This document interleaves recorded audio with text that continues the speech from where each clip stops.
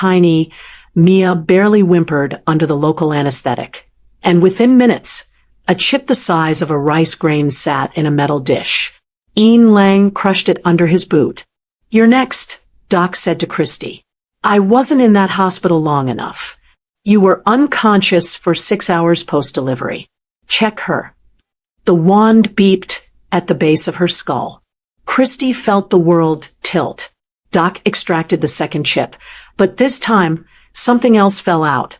A micro SD card, sewn into the lining of Mia's baby blanket.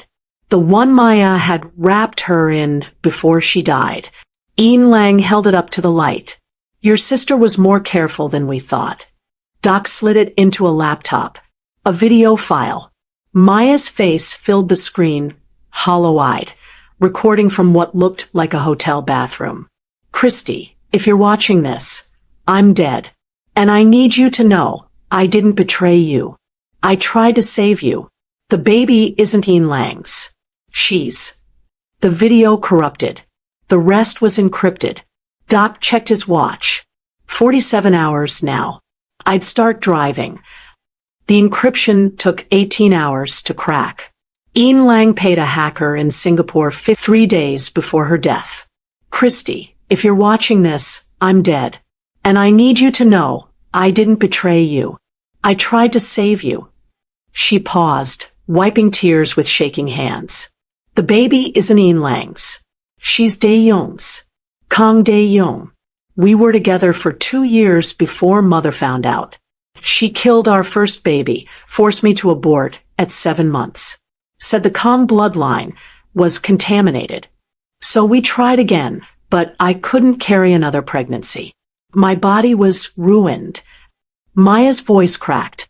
"So we used you. I'm sorry. I drugged you. I brought him to that hotel, and I made sure you'd get pregnant with his child. Mother wanted an Ian heir to infiltrate their empire. I let her think that's what happened. But the baby was always ours. Dae-young's and mine. I was going to get you out before she realized, but..." A door slammed off camera. Maya's face went pale. "She knows. Christy, she's been building something called the Legacy Project. She's not just cloning our bloodline, she's weaponizing it. There are 5 locations with evidence. Coordinates embedded in this file. You have to reach them before she does. Burn it all down. And tell Dae-young, tell him his daughter has his mother's smile." The video cut to black. A file tree appeared. DNA records, financial transfers, facility blueprints. And 5 GPS coordinates across 3 continents. Christy looked at Ian Lang. He was staring at the dashboard, jaw tight. "You knew," she whispered. "I suspected after the hospital blood test. I didn't want to believe it." He turned to her. "Does it change anything?" Christy looked at Mia. "Everything. And nothing." Ian Lang started the engine. "First location is Tokyo. We leave tonight. Why are you still here?" He didn't answer immediately. Then, "Because she's your daughter. That's enough." Tokyo's Shibuya district smelled like rain and takoyaki. The safety deposit box was in a private bank beneath a pachinko parlor, the kind of place where questions died with eye contact. Ian Lang paid the attendant in cash. Christy kept Mia strapped to her chest, hidden under a coat. Box 447 contained a USB drive, a burner phone, and a Glock with filed serial numbers. The phone rang the moment they touched it. Christy answered. A man's voice, low and familiar from nowhere. "You look good holding my daughter." She froze. Across the bank's marble floor, near the elevator, a man in a black suit lowered his phone. Korean features. Kang family jawline. Eyes like Mia's. Dae-young smiled. "We need to talk." Ian Lang's hand moved toward his gun. Dae-young raised his palms. "I'm not here to fight. I'm here because Maya's coordinates led me here too. She left us both breadcrumbs. You're supposed to want revenge," Ian Lang said. "I did. until I realized revenge won't get me what I actually want. Dae-young's eyes never left Mia. A DNA test, legal paternity, and custody. Christy stepped back. She's not a bargaining chip. No, she's my daughter. And your mother is hunting her to turn her into a sleeper agent. Maya died trying to protect her from that. He pulled a folder from his jacket. I have resources. Legal teams in 12 countries. Safe houses your mother doesn't know about. We can fight her together or separately and watch her win. Eun-lang's gun was halfway out. Or I kill you here. Then you'll never know which of your men already sold you out to Victor. Dae-young's smile vanished. Your lieutenant put a bounty on the child. $1 million for her delivered alive. Did you think you were the only one Maya warned? Christy felt the world tilt again. How many are coming? Everyone. Outside, tires screeched. Gunfire erupted in the pachinko parlor above. Eun-lang grabbed Christy. Dae-young moved toward them. Not away. East exit, he shouted. Now, we fight about paternity later.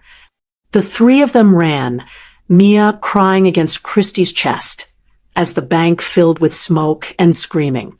Behind them, Victor's men poured down the stairs. The DNA test took 3 days. 3 days holed up in Dae-young's Osaka safe house. A minimalist penthouse that smelled like expensive whiskey and old regrets. 3 days of Eun-lang sleeping with his gun, Dae-young hovering near Mia's makeshift crib, and Christy caught between the two men like a human DMZ. The results arrived via encrypted email. The doctor Dae-young paid, wouldn't even speak the words aloud, just sent a PDF with highlighted percentages. Probability of paternity, 99.97%. Christy watched Eun-lang, read it twice. His face didn't change, but his hand trembled as he set down his phone. For 6 months, he'd killed for this child, bled for her, abandoned his empire, burned bridges with his family, lived in exile, all for a daughter that wasn't his. I need air, he said quietly, and walked onto the balcony. Dae-young stood. I'll start the paperwork. Legal custody transfers take time, but with my family's lawyers. She's not a transaction, Christy snapped. She's my daughter. His voice broke on the word. Do you know what it's like watching another man hold your child for 6 months? Maya died, protecting her. I won't let that be for nothing. Christy looked at Mia, asleep in her carrier. She had Dae-young's nose, Maya's cheekbones. Nothing of Eun-lang except the 6 months of life he'd given her. On the balcony, Eun-lang made a phone call. She couldn't hear the words, but she knew the tone. The same one he'd used when he dissolved his father's empire. Final. Irrevocable. He came back inside 30 minutes later, eyes dry, shoulders squared. I've transferred everything. Offshore accounts, properties, the $2 billion from Maya's microchip codes. All in Mia's name. Accessible when she's 18. Legal trust, ironclad, untouchable by either of you. He looked at Christy, not Dae-young. You'll need it. Your mother won't stop. Victor won't stop. And I can't protect a child that isn't mine without becoming the monster my father was. Lang. I'll draw Victor away. Let him north. Give you time to reach the next location. He picked up his go bag. Dae-young, if anything happens to them, I'll kill you slowly. That's not a started crying. Christy picked her up and followed a stranger who happened to be her father. Dubai smelled like oil munration. The second location was a climate-controlled storage unit in Jebel Ali, registered under a shell company Maya had created 2 years ago. Inside, server backups, medical records, and a map marked with 6 red dots across Southeast Asia. Dae-young opened the first file. His face went gray. What? Christy asked. He turned the laptop toward her. A medical dossier. Project Dynasty, Batch 07. Her face stared back from a dozen ID photos, but the names were different. The birth dates were different. The locations, Seoul, Bangkok, Manila, Kuala Lumpur, Singapore, Jakarta, were all different. Clones, Dae-young whispered. Not clones. Children. 7 infants, all genetically identical to Christy. All born within 3 months of Mia. The matriarch hadn't just wanted one heir. She'd wanted an army. The next file was worse. Psychological conditioning schedules. Combat training protocols. A curriculum designed to turn toddlers into emotionless operatives by age 5. And at the bottom, a manifesto in her mother's handwriting. Blood is loyalty. DNA is destiny. These children will infiltrate, inherit, and eliminate the old orders. They will be invisible, untraceable, perfect. Christie's hands shook. Where are they? According to this, a primary facility in Switzerland. Zermatt, subterranean, disguised as a private medical research center. Dae-young scrolled further. But there's a problem. To access it, you need biometric clearance, retinal scan, fingerprint, and a living genetic sample. Meaning they need you, or one of the children. He looked at Mia. That's why your mother hasn't just killed you. You're the access key. Christy felt bow rising. We destroy it. All of it. We can't. Dae-young pulled up schematics. The facility's failsafe is rigged to eliminate the children if breached incorrectly. We'd need someone inside. A new voice spoke from the doorway. Or someone they'd never suspect. Christy spun. Victor stood there, gun lowered, hands raised. Behind him, 2 of his men lay dead in the hallway. I'm not here to collect the bounty, Victor said. I'm here because Lang just called me, told me about the clones, and offered me something better than $1 million. What? Dae-young asked. Victor smiled. Revenge on the woman who killed my brother. Your mother trained him, used him, and disposed of him when he questioned the legacy project. So here's my offer. I help you infiltrate Switzerland. We save those kids. And I get to watch the matriarch burn. Christy didn't trust him. But she didn't have options. Deal, she said. But betray us, and Lang's ghost won't be your problem. I will. Victor nodded. Fair. We fly to Zurich tomorrow. Pack light. The matriarch knows we're coming. The facility didn't look like a nightmare. It looked like a 5-star resort. Nestled in the Swiss Alps, the Zermatt Genetics Institute gleamed white against the snow, all glass and modern architecture. Children's laughter echoed from somewhere inside. A woman in scrubs watered flowers in the courtyard. If Christy hadn't seen the schematics, she'd have thought it was a pediatric hospital. Victor's intel got them past the first 2 checkpoints. Fake credentials listing Christy as a genetic consultant and Dae-young as her assistant. Mia stayed hidden in a cabin 10 kilometers away with 2 of Victor's men. Insurance, he'd called it. Christy hated leaving her, but walking into the matriarch's fortress with the prize felt like suicide. The retinal scanner beeped green. Christy's DNA opened doors her mother had designed for her. The elevator descended 6 floors. The temperature dropped. The laughter stopped. Sublevel 3 was clinical. White walls, humming fluorescents, reinforced glass nurseries. And inside those nurseries, 7 cribs. 6 occupied. Christy's breath caught. Identical faces. Her face. Babies aged 6 to 8 months, all awake, all silent. No crying. No babbling. Just wide, watchful eyes tracking movement with unnatural focus. Jesus Christ, Dae-young whispered. A door hissed open behind them. Christy spun, raising Victor's spare gun. Her mother stood there in Chanel and pearls, looking exactly as Christy remembered from childhood. Elegant, composed, utterly devoid of warmth. "Darling," the matriarch said, "you're early. I wasn't expecting you until after Zurich's evening patrol cycle." She smiled. "But then, you always were impulsive. Like your father." "Where is he?" Christy demanded. "Basement level. Would you like to see him? Or shall we discuss why you brought the Kong boy into my home?" Dae-young stepped forward. "These children are mine." The matriarch's voice cut like a scalpel.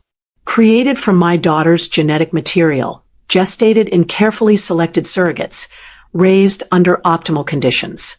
No trauma, no attachment disorders, no messy emotional bonds that make people weak." She walked to the nearest crib, running a finger along the glass. The baby inside didn't react. Your sister understood too late. She thought love made you strong. But love is what got her killed. The matriarch turned. "I'm offering you the same choice I offered Maya. Join me. Help me raise this generation. Or watch as I take the last thing you love." "Mia," Christy breathed. "Victor's men were very cooperative once I explained their families' locations." The matriarch held up a tablet. Live feed. Mia screaming in a car, surrounded by armed operatives. "She's en route here, now. You have 10 minutes to decide, Christy. Dynasty or daughter. You can't save both." Behind them, the elevator doors sealed shut. Red emergency lights flashed. Dae-young grabbed Christy's arm. This was a trap. The matriarch's smile widened. "It was always a trap, Mr. Kong. Did you think I wouldn't know my own daughter was coming? I've been watching you since Tokyo, feeding you coordinates, leading you exactly where I needed you." She pressed a button on the tablet. Gas hissed from ceiling vents. "Welcome home, Christy. Let's talk about your future." The world tilted. Christy fired, but the shot went wild. Dae-young collapsed beside her. The last thing she saw before the darkness took her was her mother's face, unchanged, unmoved. And behind her, 7 cribs of silent, watching children. Christy woke to the sound of her father's voice. "Subcutaneous tracker, left ribcage. They'll activate at the moment she leaves the complex." Her vision swam. Concrete walls. Surgical lights. Her father, older, grayer, but unmistakably alive, stood over a metal table, talking to someone off camera. Not the matriarch. Someone else. "Dad." Her voice cracked. He turned, and for the first time in 15 years, Paul Reglia looked at his daughter with something like pride. "Stay still. We don't have much time. You're alive. You worked for her. All this time. Not for her. Against her." He lifted her shirt, pressed something cold against her ribs. "A scalpel.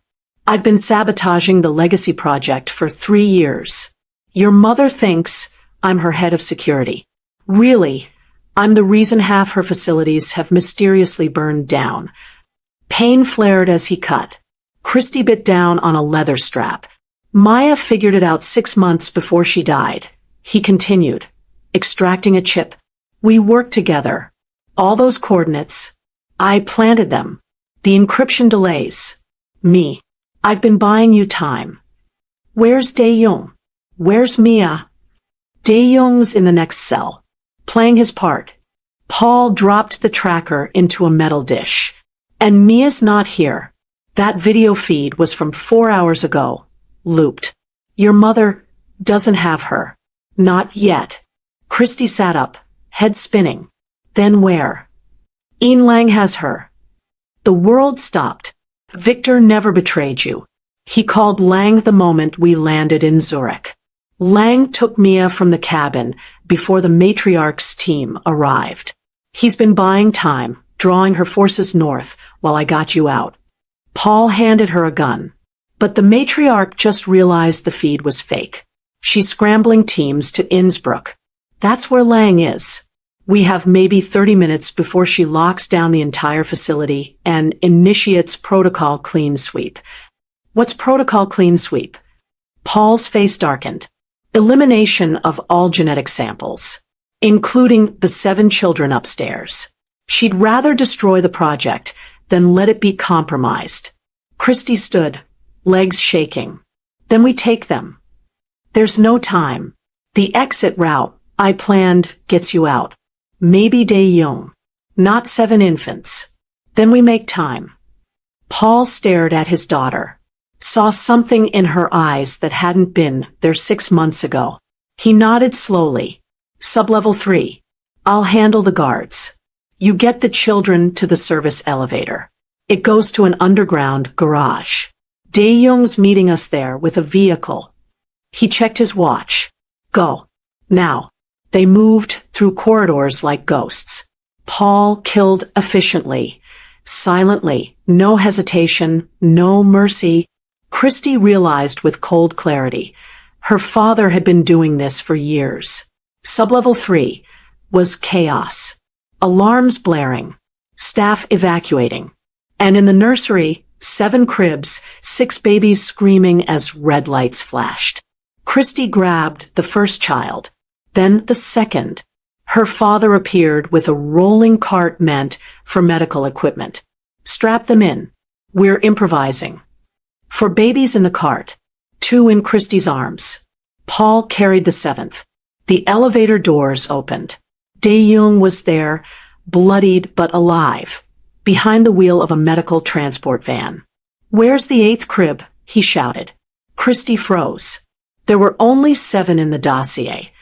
Explosions rocked the building. Paul shoved her into the van. No time. Drive. As they screamed out of the garage, Christy looked back. The facility was collapsing, floors pancaking inward. And on the highest balcony, her mother stood watching, phone to her ear, smiling. The van didn't make it 10 kilometers before the engine seized. Dae-young slammed the wheel, cursing in Korean. Through the rear window, Christy saw headlights, a convoy, moving fast. Out. Now. Paul was already kicking open the back doors, grabbing 2 babies. There's a bunker. 300 meters northeast. Maya built it as a final failsafe. They ran through snow that felt like broken glass, for adults carrying 7 screaming infants through alpine wilderness at midnight. Christy's lungs burned. One of the babies, the smallest, maybe 6 months, had gone silent. Not sleeping. Silent. The bunker was a concrete mouth buried in the mountainside, sealed with a biometric lock. Paul's handprint opened it. Inside, weapons, supplies, and a wall of monitors showing tactical feeds. One screen showed Ian Lang. He was pinned down in an Innsbruck safe house, Mia strapped to his chest in a carrier, returning fire against a 12-man team. The audio crackled. Not leaving her, Victor. You get Christy out, I'll handle. The feed cut to static. No. Christy moved toward the door. Dae-young blocked her. He's buying us time. Don't waste it. She's my daughter. And these are 6 other children who'll die if we don't. The bunker door exploded inward. The matriarch walked through smoke and twisted metal like she was entering a boardroom. Behind her, Dae-young's supposedly dead fiancé, alive, armed, and smiling. Hello, my love, she said to Dae-young. Did you miss me? Christy's world fractured. Dae-young's face went white. Soo-yun, you were in Malaysia. The plane crash was staged by your future mother-in-law. Soo-yun gestured to the matriarch. Did you think she'd let the Kong bloodline disappear? I've been inside your organization for 4 years. Every safe house location. Every contact. Every move you've made since Tokyo. She looked at the babies. Thank you for gathering them. Saves us the trouble. Paul raised his gun. The matriarch was faster. 2 shots. Paul went down, blood spreading across his chest. Dad! Christy screamed. He coughed red. The kill codes. Maya's USB Sublevel archive. The matriarch stepped over him. The codes I've had deleted for 6 months. The archives I've already purged. She pulled out a tablet. But I appreciate the gesture, Paul. You've been a useful idiot. She turned to Christy. Here's your choice, darling. Activate the facility's self-destruct. Yes, there's a backup protocol here in this bunker, and you'll kill every genetic record, every backup sample, every piece of the legacy project, including the DNA maps we've stored in refrigerated archives. You can end it. She held up her phone. Live feed. Ian Lang, unconscious, Mia crying beside him in a locked room. Or you can save them. I'll release coordinates. You can have your happy ending with the man who isn't even her father, and the child who was never really yours. The matriarch's smile was scalpel thin. But you can't save both. Destroy the project, and that room's oxygen cycles off automatically. A failsafe. Very tragic. Paul grabbed Christy's ankle with bloody fingers. Burn it all. The tablet beeped. A 10-minute countdown appeared. The matriarch had already activated something. Choose Christy. Dynasty or daughter. Clock's ticking. Christy looked at her father dying on the floor. At Dae-young, realizing the woman he loved had destroyed him. At 6 babies who'd never asked to be weapons. At the screen showing Mia's terrified face. She picked up the tablet. How do I know you'll keep your word? The matriarch laughed. You don't. That's motherhood, darling. Impossible choices and no guarantees. Paul's grip tightened. Don't let her win. Christy looked at him. Saw 15 years of secret warfare in his dying eyes. He'd sacrificed everything to sabotage this project. Maya had died trying to end it, and Christy realized saving Mia meant every future child her mother created would suffer the same fate. She typed in the override sequence her father had whispered. The countdown stopped, then reversed. The facility's self-destruct, not the one in Switzerland, but the real one buried beneath a shell company in the Cayman Islands where her mother kept the genetic archives. Engaged. What did you do? The matriarch's face went pale. Paul didn't plant the kill codes in Maya's USB, Christy said quietly. He planted them in the bunker itself, in the system we're using right now. And you just connected your entire network to authenticate the shutdown. Red lights flooded every screen.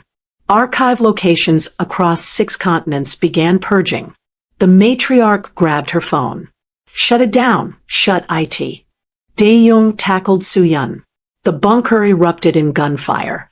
Paul used his last strength to pull a detonator from his jacket.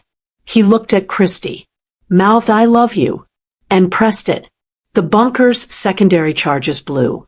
Christy grabbed 2 babies, ran for the exit as the ceiling collapsed. Dae-young was behind her, carrying 3 more. Behind them, the matriarch screamed. The explosion swallowed everything. And that's part 2, a mother's war against impossible choices.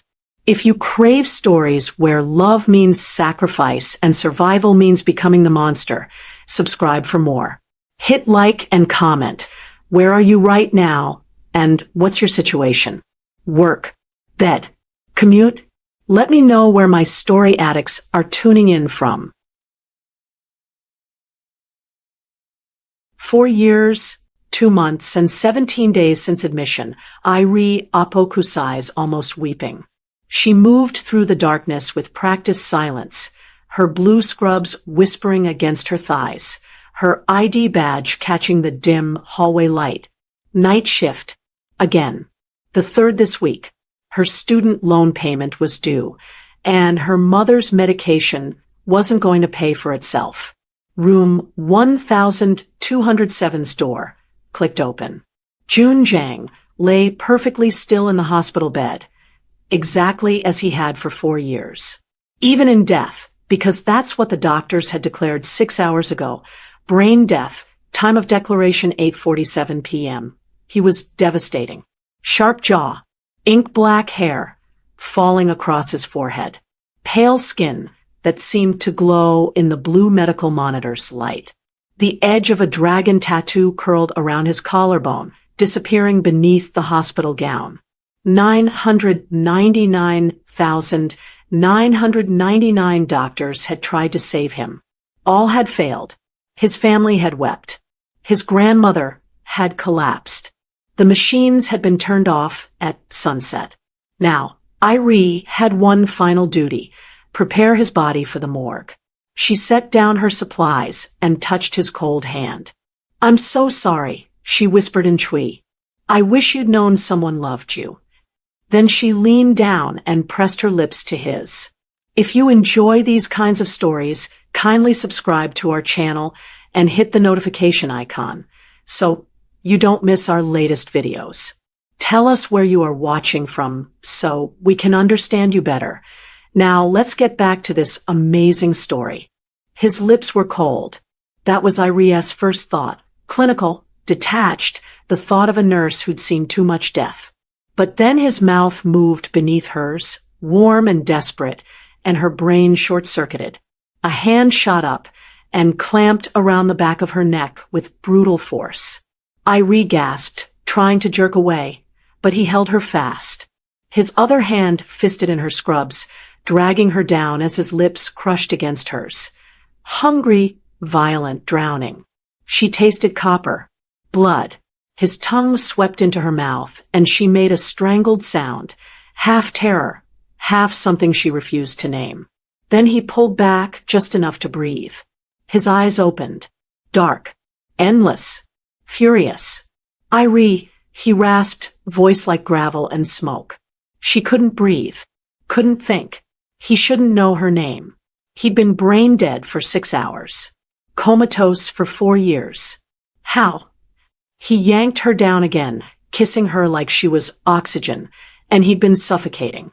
His fingers threaded through her hair, tilting her head exactly where he wanted it.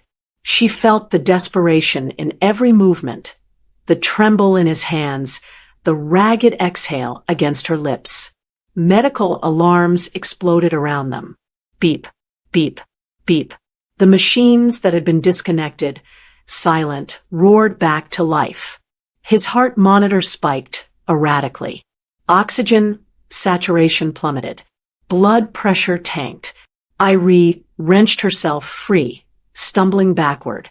Oh my God! June convulsed. His back arched off the bed, every muscle seizing. His eyes rolled back. The monitors screamed. The door burst open. Dr. Kim charged in, nurses flooding behind him. What the hell happened? He woke up. I don't know. Irie pressed herself against the wall, shaking. Dr. Kim barked orders. Nurses swarmed the bed. Someone jabbed in 4-line. Someone else grabbed the defibrillator paddles. And then June roared. Get her back. His voice was raw, feral. He thrashed against the nurses trying to hold him down. His gaze locked on Irie with terrifying intensity. Dr. Kim turned. Nurse Apoku, step back. No. June's hand shot out, reaching for her. Irie. His monitors flatlined. Beep. He's crashing, someone screamed. Dr. Kim shoved Irie forward. Touch him. Now. What? Touch him. Irie lunged to the bed, pressing both palms flat against his bare chest. Instantly, his heart monitor beeped. Once. Twice. A steady rhythm. His eyes found hers. His hand covered hers, holding her there. Don't, he whispered hoarsely. Don't let go. The room fell into stunned silence. Dr. Kim stared at the monitors, then at Irie's hands on June's chest, then back at the monitors. His mouth opened. Closed. Opened again. That's not possible. But the machines didn't lie. Heart rate, steady. Blood pressure, normalizing. Oxygen saturation, climbing back to acceptable levels. All because Irie was touching him. She tried to pull away, just to test, just to understand. and immediately the alarms shrieked. June's entire body went rigid, his hand clamping over hers like a vice. Don't. His voice was a growl. She pressed down again. The alarms stopped. Dr. Kim's hands shook as he checked June's pupils, his pulse. Mr. Jang, can you tell me your name? Jang June. His eyes never left Irie. Born March 7th. Poisoned 4 years ago at my uncle's birthday party. Locked-in syndrome for the last 18 months. His lips curved into something too sharp to be a smile. Conscious. Aware. Listening. Irie's stomach dropped. You were awake? Every single day. His thumb traced circles on the back of her hand. You hum when you change the 4 bags. Off key. You pray and tweet every night at 3 a.m. You bring flowers even though you can't afford them. Her breath caught. You heard. Everything. His gaze was molten. Every word you said. Every secret you whispered. He leaned closer, his voice dropping to something intimate and dangerous. Every time you told me, you wished I'd wake up. Dr. Kim cleared his throat. Mr. Jang, we need to understand what's happening. Why does your body only stabilize with nurse Apoku? June finally looked away from Irie, his expression going cold and clinical. I don't care why. I care that it works. But medically. Then figure it out, doctor. His tone could have cut glass. In the meantime, she doesn't leave this room. That's not. The door slammed open.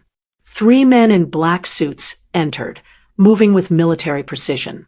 The lead one, broad-shouldered, scar across his jaw, bowed slightly.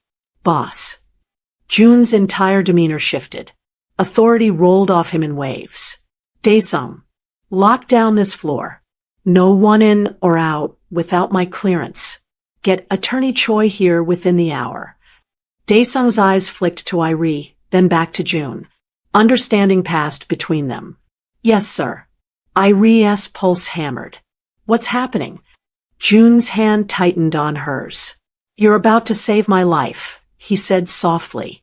And I'm about to ruin yours. The room emptied fast. Dr. Kim protested. Something about medical protocol and patient safety. But one look from Daesung had him scurrying out. The nurses followed. The door clicked shut, leaving Irie alone with a man who'd been dead 6 hours ago. A man whose hand still gripped hers, like she was the only thing tethering him to life. Because she was. June sat up slowly, swinging his legs over the side of the bed. He was thin. 4 years of atrophy had stolen muscle and weight, but there was still strength in the way he moved. Predatory. Controlled. Sit, he said, nodding to the chair beside the bed. I'd rather stand. Sit, Irie. Not a request. She sat, mostly because her legs were shaking. June studied her with those dark, unreadable eyes. You have $80,000 in student loan debt. Interest compounds monthly. You're 3 payments behind. Her blood went cold. How do you? Your mother, Abina Apoku, has type 2 diabetes. No insurance. You send her $800 a month for medication. Your brother, Kofi, is in secondary school. You pay his fees. He tilted his head. Your work visa expires in 8 months. You're 1 immigration violation away from deportation. Irie's hands clenched into fists. You had no right. I had every right. His voice was silk over steel. You've been caring for me for 4 years. Did you think I wouldn't learn everything about you? You were in a coma. I was trapped. He leaned forward, and she smelled antiseptic and something darker, smoke, expensive cologne, danger. For 18 months, I couldn't move, couldn't speak, couldn't scream, but I could hear, and I could think.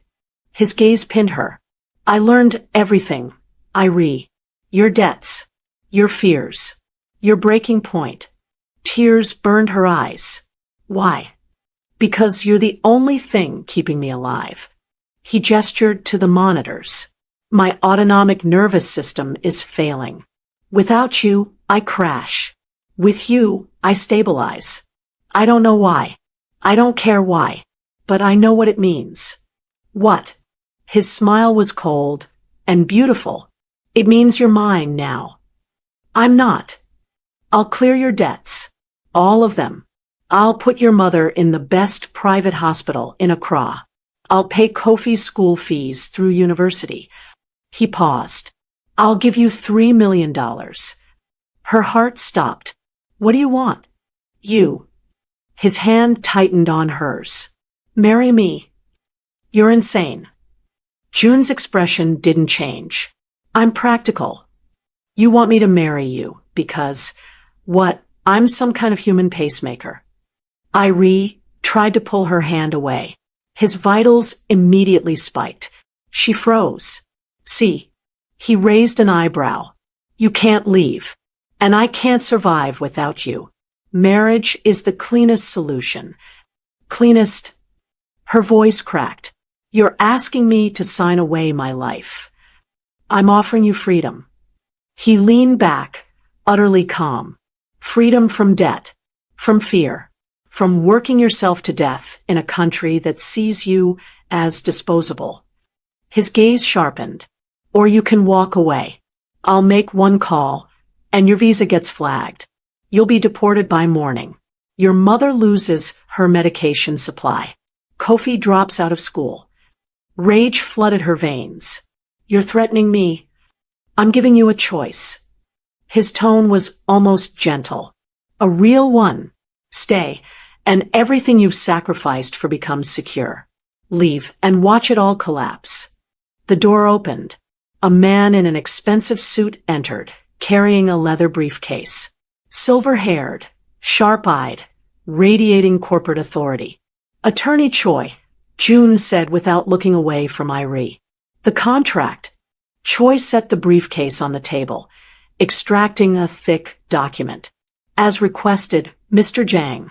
Marriage contract with full financial provisions. Irie's head spun. You had this prepared already? I had 18 months to plan. June finally released her hand, but only so Choi could place the contract between them. His vitals dipped slightly, but held. Read it. She did. Every word felt like a nail in a coffin. Terms of agreement. Immediate marriage by hospital proxy. $3 million signing bonus deposited upon execution. All debts cleared within 48 hours. $500,000 medical trust for Abina Apoku. $50,000 monthly allowance. Full health care coverage. Obligations. Maintain physical proximity to Jang Jun at all times. Cohabitation required. Public presentation as devoted wife. Fulfill all marital duties as required. Non-disclosure agreement regarding family business. Penalties. Breach of contract forfeits all financial benefits.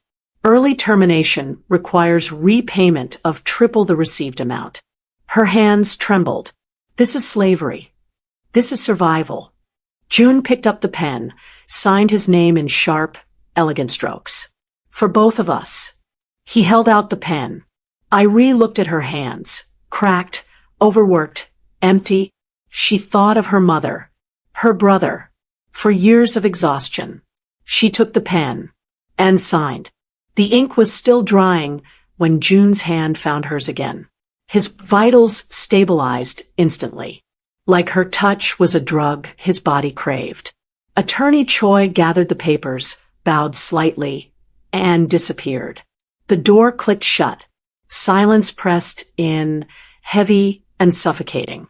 Call your mother, June said. Irie blinked. What? You'll want to tell her before the money hits her account. He nodded toward her phone on the side table. Go ahead. I can wait. She stared at him. You're letting me. I'm not a monster. Irie. His thumb traced the pulse point on her wrist. Just a man who refuses to die. Her phone felt like lead in her free hand. She dialed with shaking fingers. 3 rings. 4. Irie. Her mother's voice, warm and worried. Eat, son? It's so late. Mama. The word broke. I need to tell you something. What's wrong? Are you hurt? No. How did she even begin? Mr. Zhang. The patient I've been caring for. He woke up. A sharp inhale. Niam. That's wonderful. The family must be so. I married him. Silence. Then Dobby. No. Irie, what are you? He needs me, Mama. Medically. I can't explain it, but without me, she swallowed hard. He'll die. So, you sold yourself? Her mother's voice cracked. My daughter, you are not. He cleared my debts. All of them. Irie's vision blurred. And he's putting you in a private hospital. Real treatment. Real medication. You won't have to choose between food and insulin anymore. Her mother went quiet. Mama, please. Say something. How much? The question was soft, devastated. $500,000. In a medical trust. For you. A choke sound. Then crying. Her strong, unbreakable mother, weeping. Mama. I prayed. Abina whispered. Every night. I begged Niam for a miracle. But not this. Not my daughter. Sacrificing. I'm not sacrificing anything. Irie looked at June. He watched her with those impossible dark eyes, expression unreadable. I'm choosing. Does he hurt you? No. Will he? June's hand tightened on hers. Not painful. Possessive. I don't know, Irie admitted. Her mother was silent for a long moment. Then, if he does, no contract will stop me from coming for him. Mika Niam Din. June's lips curved slightly. He leaned close, speaking into the phone. I like your mother. The line went dead. Irie stared at him. You speak Chui? His smile was all teeth. I told you. I heard everything. If you are enjoying the story so far, kindly hit the subscribe button so we can get encouraged to do more videos like this. Back to the story. They left the hospital at dawn. Not in an ambulance. Not in a medical transport with doctors and monitors. In a black armored SUV with tinted windows and armed men in every seat. Irie sat in the back, still holding June's hand, watching Seoul's skyline materialize through bulletproof glass. He dressed in all black, expensive, tailored, nothing like the hospital gowns she'd seen for 4 years. He looked dangerous now. Awake. Alive. Where are we going? She asked. Home. He didn't look at her. My penthouse. Gangnam. Shouldn't you be in the hospital? You just woke up from a 4-year. The hospital is where I almost died twice. His jaw tightened. I'm not giving them a third chance. Them. My family. He said it so casually, like it was obvious. Someone poisoned me at my uncle's birthday party. Military-grade neurotoxin. Slow acting. Designed to look like a stroke. Her stomach lurched. You think your own family. I don't think. I know. He finally looked at her. My cousin, Hyun Woo, has been running the syndicate for 4 years. He's gotten comfortable. Powerful. His smile was razor-sharp. And now I'm back. The SUV pulled into an underground garage. Concrete. Shadows. Men with guns at every corner. Daesung opened the door. All clear, boss. June stepped out, pulling Irie with him. They moved toward a private elevator, his security forming a tight perimeter.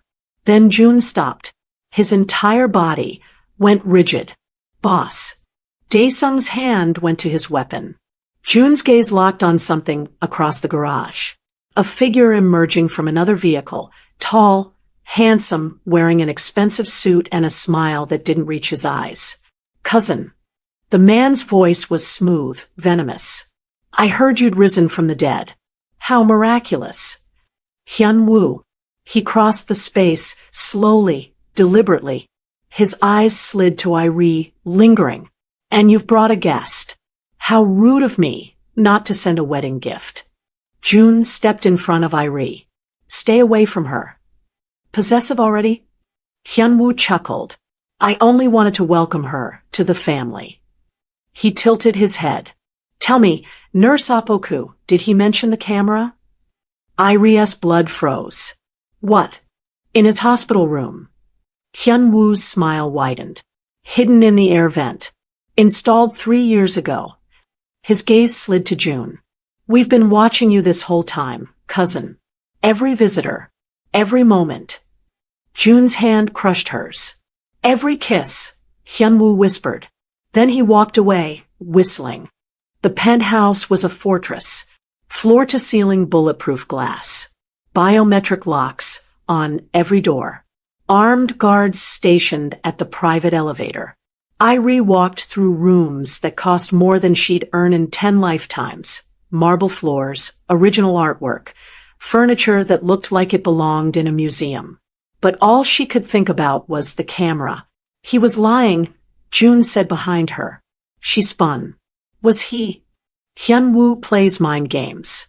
It's what he does. But something flickered in his eyes. Uncertainty. You don't know for sure. No. He moved closer.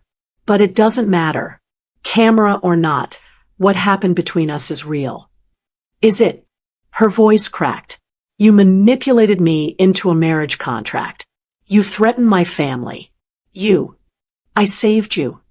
He cupped her face, forcing her to look at him. From debt. From drowning. From a life that was killing you slowly. By trapping me in a cage. By giving you a choice you'd never have had otherwise. His thumb brushed her cheekbone. Tell me I'm wrong. She couldn't. He led her through the penthouse to the master bedroom. King-sized bed. Silk sheets. Windows overlooking the Han River. You'll sleep here, he said. I thought I'd have my own. You will. Through that door. He pointed to an adjoining suite. But at night, you sleep next to me. Medical necessity. Of course. Always the medical excuse. Irie walked to the window, wrapping her arms around herself. You said you heard everything. For 18 months. Yes. The prayers. The songs. She closed her eyes. What else? Silence. Then footsteps. His hands settled on her shoulders. You told me about your father, he said quietly. How he died when you were 12. How your mother raised 3 children alone. His breath warmed her ear. You told me you were tired. That some nights you wondered if it would be easier to just stop. Tears burned. I didn't mean.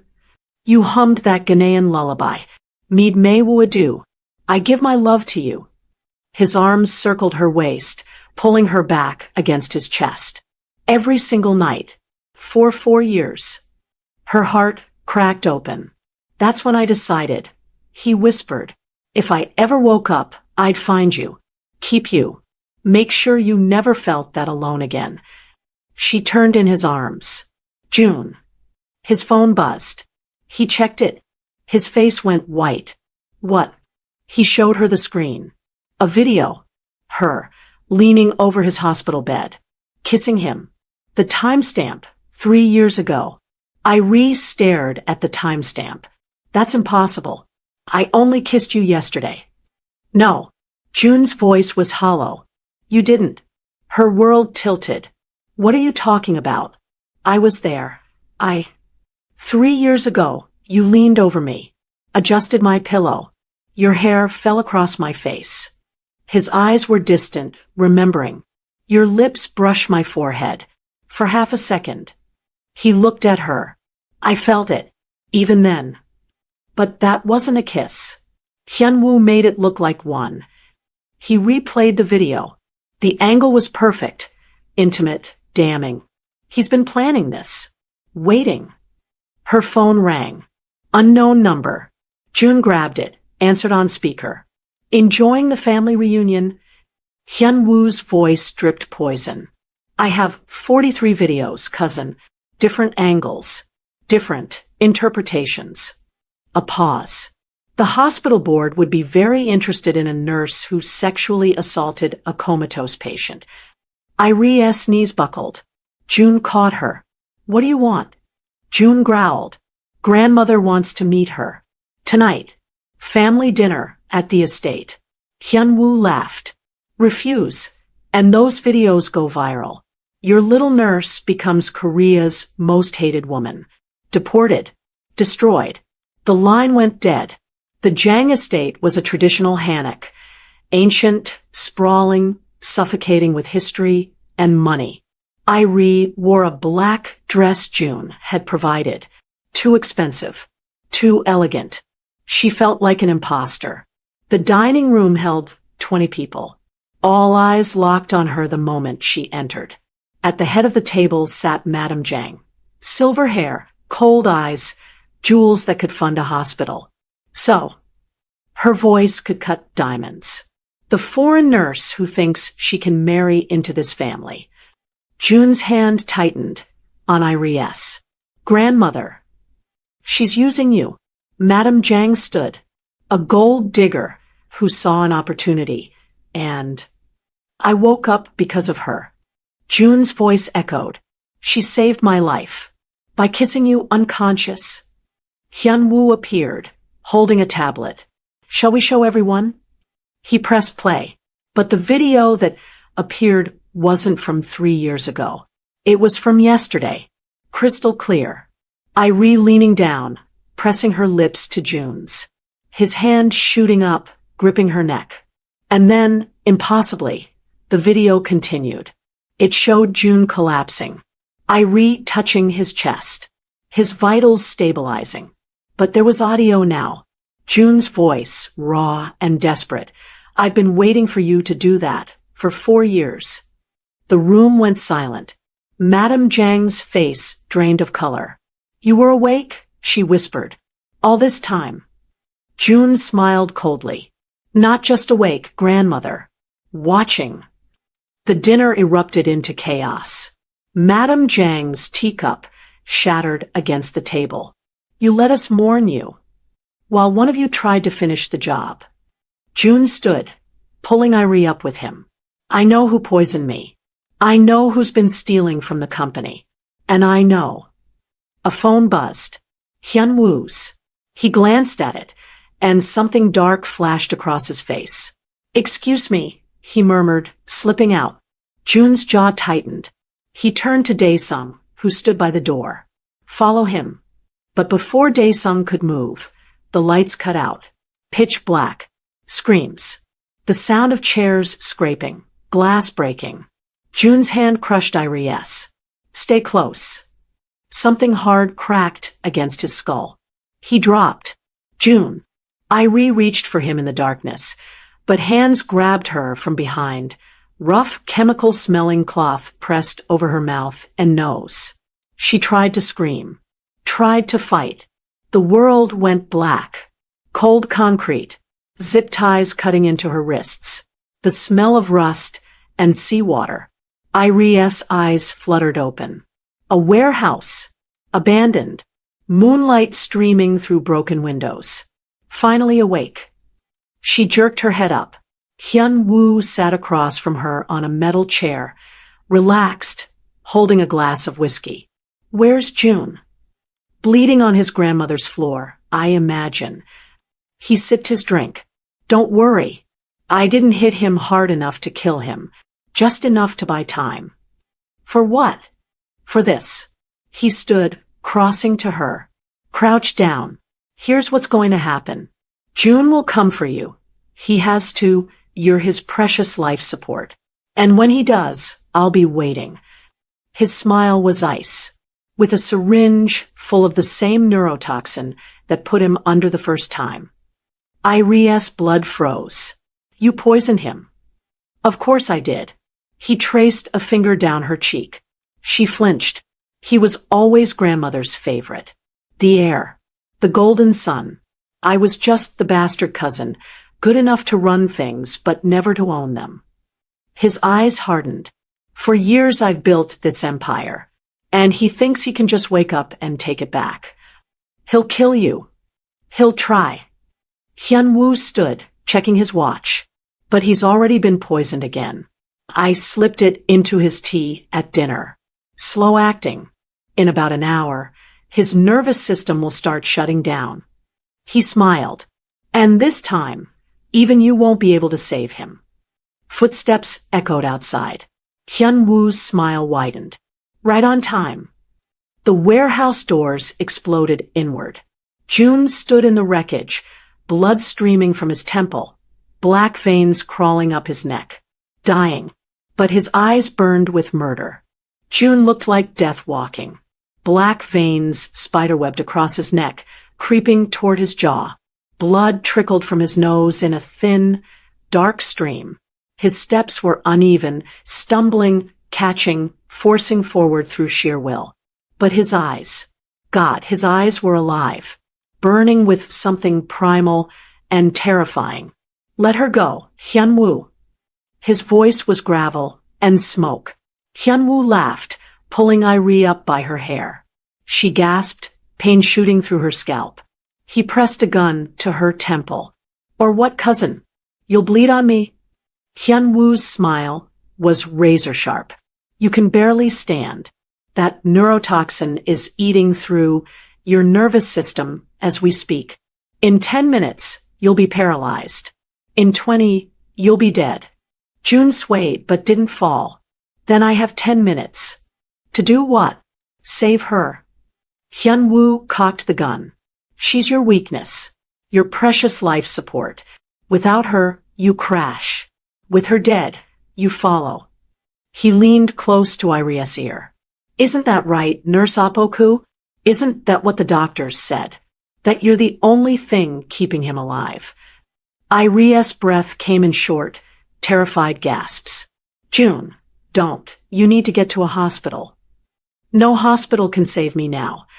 June's gaze locked on hers. Something shifted in his expression, raw, vulnerable, breaking. The poison's too far gone. Then why are you here? Hyun-woo roared. If you're dying anyway, why come? June's lips curved into something too devastated to be a smile. Because she deserves to know the truth.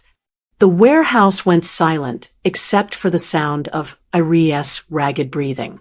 What truth? Hyun-woo's gun wavered slightly. June took another step forward. Stumbled. Caught himself against a metal support beam. Blood dripped from his nose onto the concrete.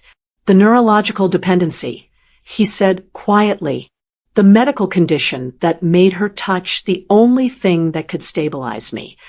He looked at Irie, and his eyes were wrecked. I lied. Irie's heart stopped. What? The word was barely a whisper. There is no dependency. June's voice cracked. No rare condition. No bioelectric signature. No medical miracle. He pushed off the beam, forcing himself to stand straight even as his body betrayed him. I woke up because of you, but not because of science. Tears burned Irie's eyes. You're lying, the doctors said, the monitors. I manipulated the monitors. He coughed, and blood splattered his lips. Had my people install overrides. Every time you pulled away, I triggered the crashes myself. Made it look like I was dying without you. Why? The word ripped from her throat, anguished, because I needed you. His voice broke completely. For 18 months, I was trapped in that bed. Conscious, aware, screaming inside a body that wouldn't move. And the only thing that kept me from losing my mind was you. He took another step. Hyun-woo backed up, dragging Irie with him. Your voice, June continued, his words slurring slightly as the poison worked deeper. Your prayers in Chui. Your hummed lullabies. The way you'd talk to me like I was still human, not just a corpse waiting to be filed away. His hand pressed against his chest, where his heart was failing. You told me about your father, your mother's strength, your fear that you'd never be enough. Irie was openly crying now. June. You sang Mead Maywoodieu every night at 3 a.m. I give my love to you. His smile was broken. And I wanted it.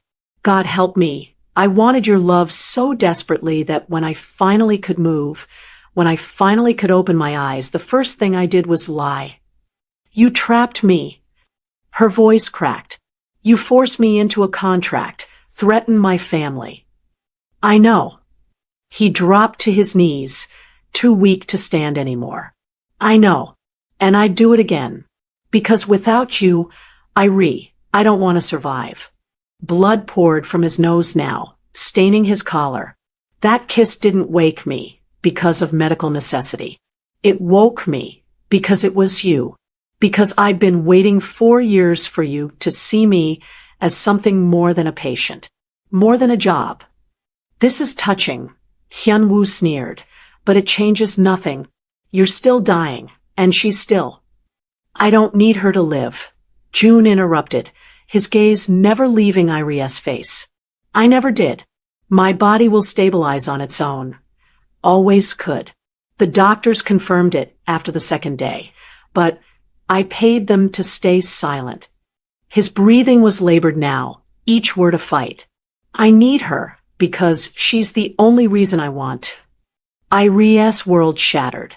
Everything, the contract, the money, the threats, was me being a selfish bastard who couldn't let you go. He coughed again. More blood. I told myself it was medical. Necessary. But the truth is, I fell in love with you while I couldn't move, couldn't speak, couldn't do anything but listen to you pour your heart out to a man you thought would never hear you. His hand reached toward her, trembling. And I couldn't bear the thought of you walking away once I woke up. You manipulated me. Yes. No excuse. No justification. Just raw, devastating honesty. I manipulated you, threatened you, trapped you. Because I'm not a good man, Irie. I'm a monster who runs a criminal empire and destroys anyone who gets in my way. His eyes glistened. But you made me want to be something more. And I was too much of a coward to risk asking if you'd choose me without the chains. Hyunwoo's gun pressed harder against Irie's temple. Enough of this. The contract is void, June said, his voice strengthening even as his body failed. I had Choi draw up the dissolution papers this morning, signed and dated. Everything I promised you, the money, your mother's trust, your debts, it's all still yours. No strings. No conditions. His smile was achingly sad. You're free, Irie. You always should have been. Why now? Her voice broke. Why tell me this now? Because I'm dying anyway. He swayed, barely conscious. And I couldn't let you live the rest of your life thinking you were just a medical necessity. You deserve to know that someone loved you, chose you, wanted you not for what you could provide, but for who you are. The warehouse doors exploded inward. Armed men in tactical gear flooded in. June's security team, led by Daesung, dropped the weapon. Daesung roared. Hyunwoo spun, firing wildly. Irie screamed. Gunfire erupted, deafening, chaotic. And in the chaos, Irie saw June collapse completely. His eyes fluttered closed. Blood pooled beneath him. No. She tore free from Hyunwoo's grip. He was grappling with 2 guards now, and threw herself toward June. She pressed her hands to his chest. His heart was barely beating. Don't you dare, she sobbed. Don't you dare die now, not after. His eyes opened. Just barely. Unfocused. Irie, he whispered. I'm here. I'm right here. Did you, he coughed. Did you ever feel it? Even a little? She didn't understand at first. Then she did. He was asking if she'd ever loved him back. Her hands framed his face, slick with his blood. You idiot. You beautiful, manipulative, impossible idiot. Tears dripped onto his skin. I fell in love with you 3 years ago, when you were silent and still and couldn't hurt me with contracts and lies. Her voice cracked. I loved the man I thought you were. The one I talked to every night. The one I prayed for. His hand lifted weakly, touching her face. And now I love the monster who woke up and ruined everything. She leaned down, pressing her forehead to his. I love the man who lied because he was too broken to believe anyone would choose him freely. Her lips brushed his, tasting copper and salt. I love you, Jang Jun, and you don't get to die before I figure out if I can forgive you for it. His thumb traced her cheekbone. Irie. His hand fell. His eyes closed. The monitor Daesung had brought flatlined. No. Irie screamed, starting compressions. Get a medic. Now. Daesung was shouting into his radio. Guards were dragging a screaming Hyunwoo away. And Irie kept counting, kept pressing, kept begging. Come back. Come back. You don't get to tell me you love me, and then leave. Come back. 30 compressions. 2 breaths. Nothing. 30 more. Please. A hand grabbed hers. She gasped. Jun's eyes snapped open, not unfocused now but sharp, alert. And his vitals? Perfectly stable. What? Her breath caught. How? He sat up slowly, wiping blood from his face. The black veins were already fading. Antidote, he said quietly, pulling a small empty syringe from his jacket pocket. Injected it right before I walked in. Slow acting, designed to counteract the poison at the last possible moment. I stared. You knew, this whole time, you were never actually dying. Oh, I was dying. He looked at her with devastating honesty. Just not from the poison. His hand cupped her face. I needed you to hear the truth without the dependency hanging over us. Needed you to know you were free before. She slapped him. Hard. His head snapped to the side. Then she grabbed his collar and kissed him with 4 years of rage and grief and love. When she pulled back, they were both breathing hard. You're an asshole, she hissed. I know. You manipulated me. I know. You lied about everything. Not everything. His thumb traced her lips. Not about loving you. Not about needing you. Not about. A phone rang. Daesung answered, his face going pale. Boss. You need to hear this. Jun took the phone, listened, and his expression turned to stone. What? I asked. What is it? He lowered the phone slowly. Hyunwoo wasn't working alone. His eyes met hers. The order to poison me, both times, came from someone higher up in the family. Who? Jun's jaw tightened. My grandmother. The warehouse went silent, and from the shadows behind them, a voice, cold, ancient, familiar, spoke. Hello, grandson. I respun. Madame Jang stepped into the light, flanked by 6 armed men. And she was smiling. If you have sincerely enjoyed this story, kindly subscribe to our channel so we can keep more like this coming. Tell us which part you enjoyed the most, and we will reply to every one of your comments. Kyoto's blood turned to ice. The woman stepping through the rain-slicked alley couldn't be real. He'd watched her burn. 6 months ago, he'd set the trap himself. Had his way with her, framed her for his crimes, emptied her accounts, and locked every exit before the flames swallowed the safe house whole. Fumbai Adesher was supposed to be ash. But here she stood, wrapped in crimson, moving like death in heels. The neon glow caught the rain on her face, and the unmistakable curve of her belly beneath the tactical vest. Miss me, Kyoto? Her voice was a blade scraped across his spine. His mind reeled. 6 months. The timing was a noose tightening around his throat. Behind her, shadows shifted, armed silhouettes, military precision. Laser sights painted his chest in blooming red dots. This wasn't a gang war. This was Judgment Day. The Mafia king who'd clawed his way to the top through blood and betrayal now faced the only truth that mattered. The woman he'd destroyed had risen from the grave, and she'd brought an army.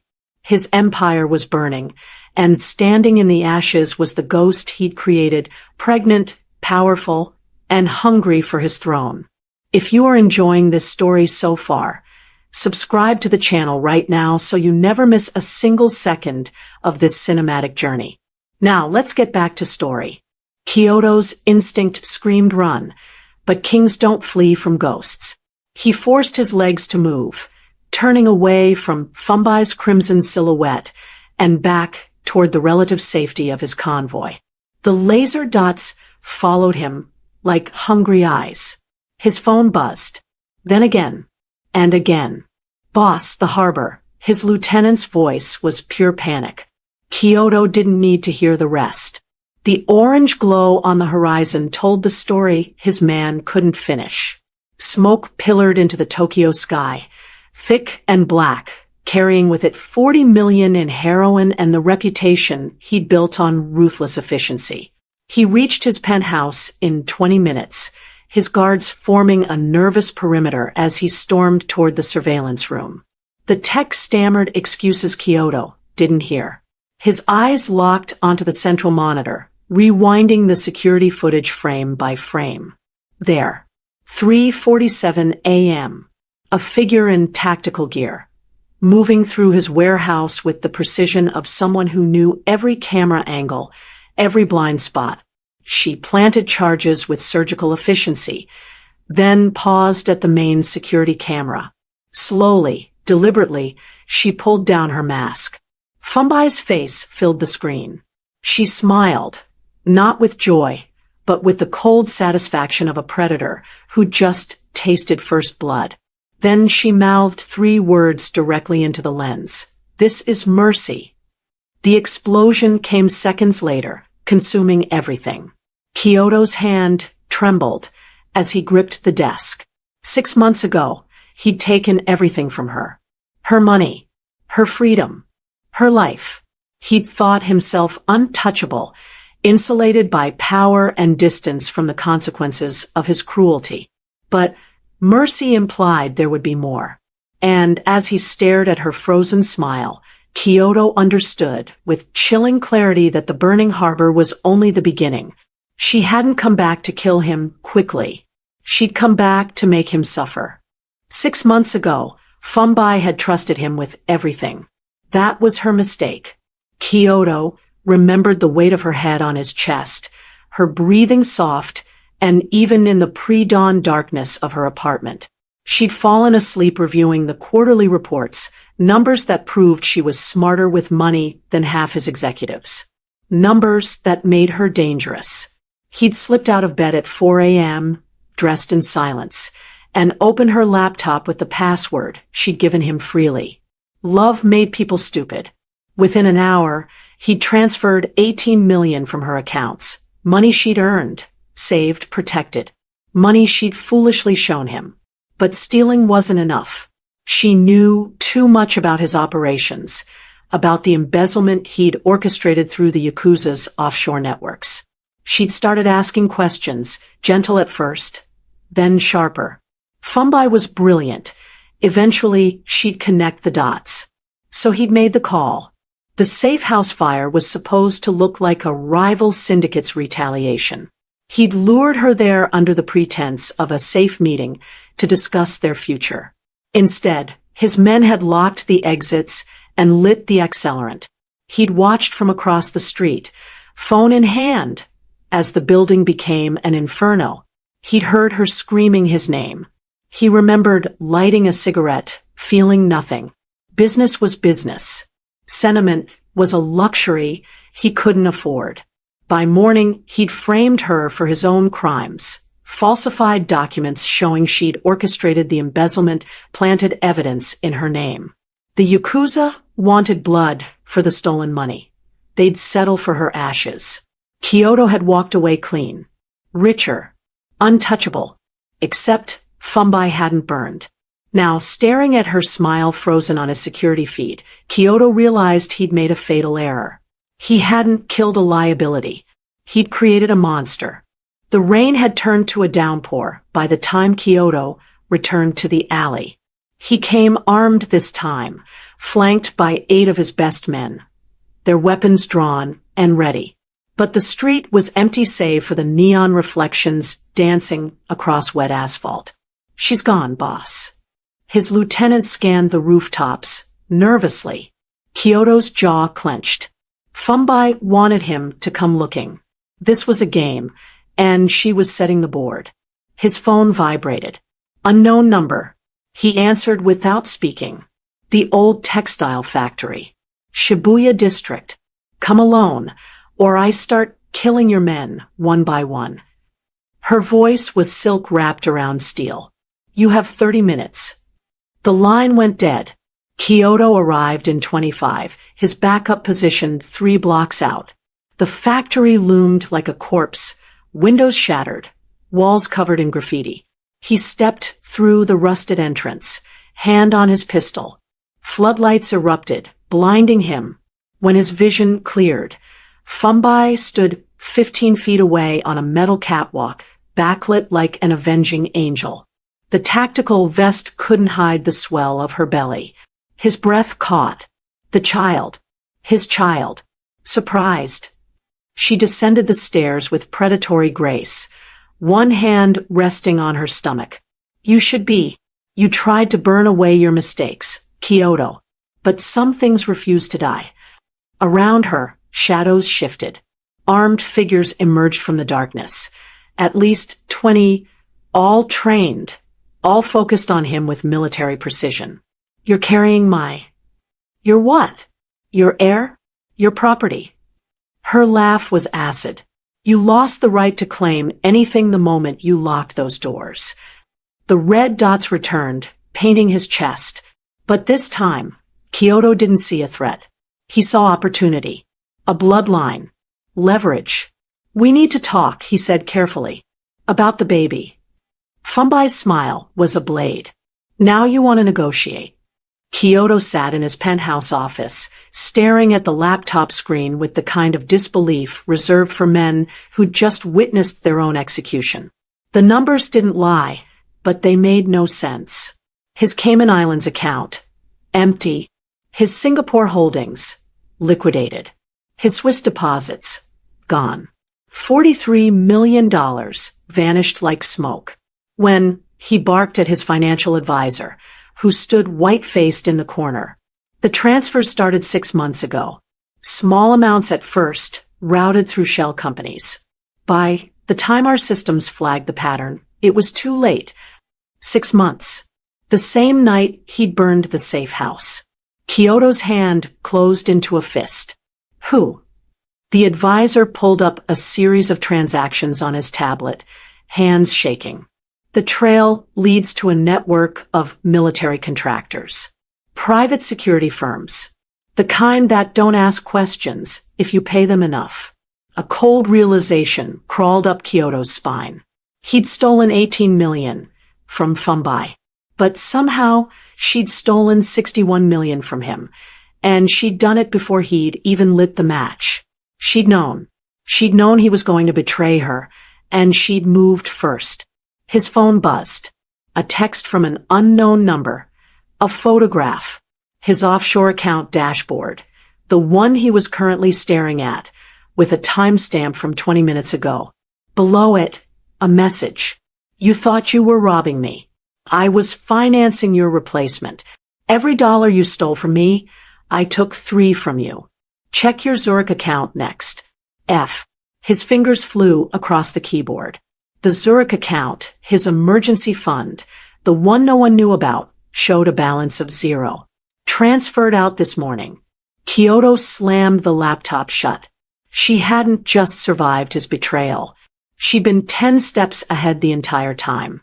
The name hit Kyoto like a bullet through glass. Soji, Sniper, Nakamura. His intelligence officer laid the dossier on the desk, photographs spilling across the mahogany surface. Thermal images from the harbor raid. Satellite footage from the textile factory. And there, standing beside Fumbai in every frame, was a ghost Kyoto thought he'd buried 3 years ago. It can't be him. Kyoto's voice was hollow. Facial recognition confirms it. Soji Nakamura. Former Japan Self-Defense Force, Special Operations Group. Dishonorably discharged after you. I know what I did. Kyoto's hand trembled as he lifted one photograph. Soji's face was harder now, scarred along the jaw, but the eyes were unmistakable. Cold, patient, lethal. 3 years ago, Kyoto had needed a scapegoat for a botched arms deal that left 2 government officials dead. Soji had been his security consultant, a decorated soldier trying to transition to civilian contracting. Kyoto had planted evidence, fabricated testimony, and watched as Soji's entire life collapsed. Court-martial, prison time, a dishonorable discharge that erased 20 years of service. Soji had sworn vengeance in the courtroom. Kyoto had laughed. Now the sniper was back, and he'd brought military-grade expertise to Fumbai's crusade. He's running her tactical operations, the intelligence officer continued. Every raid has his signature. Precision, timing, minimal collateral damage, ghost infiltration protocols.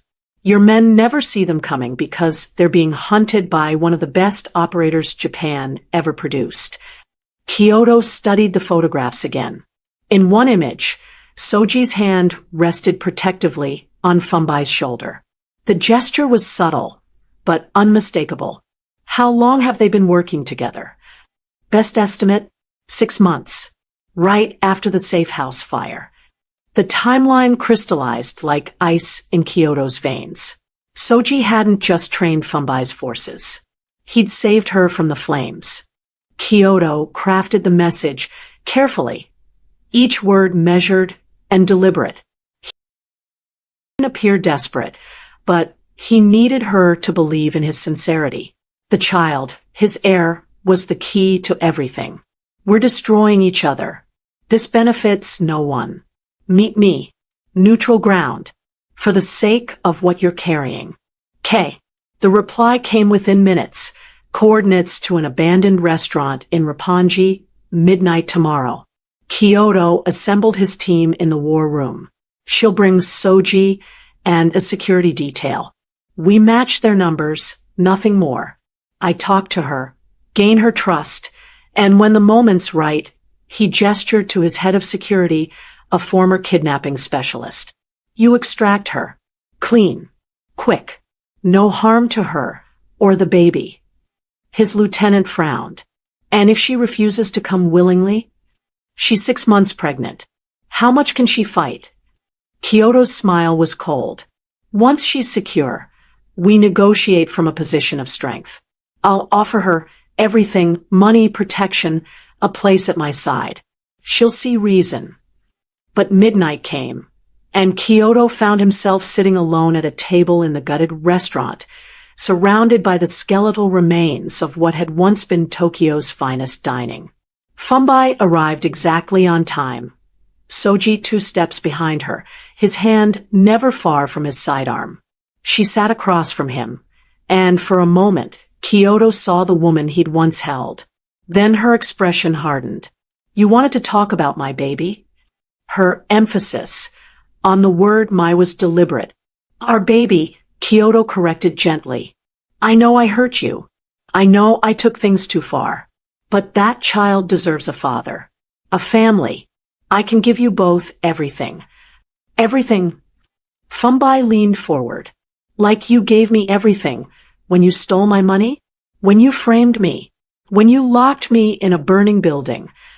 Kyoto's hand moved subtly under the table, signaling his men positioned in the shadows. I'm offering you a future, he said. Fumbai's smile was venomous. I already took it. The signal never came. Kyoto pressed the panic button hidden beneath the table. Once, twice, 3 times. Nothing. Soji's radio crackled. All targets secured. No casualties. Kyoto's blood turned to ice. What did you? Your extraction team? Fumbai's voice was casual, almost bored. They're currently zip-tied in the kitchen.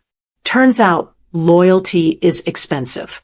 And Kyoto, you've been running out of money. The restaurant's back door opened. Kyoto's head of security stumbled through, hands raised, followed by 3 of Fumbai's soldiers. Behind them came more of his men, 8 in total, weapons confiscated, faces carefully blank.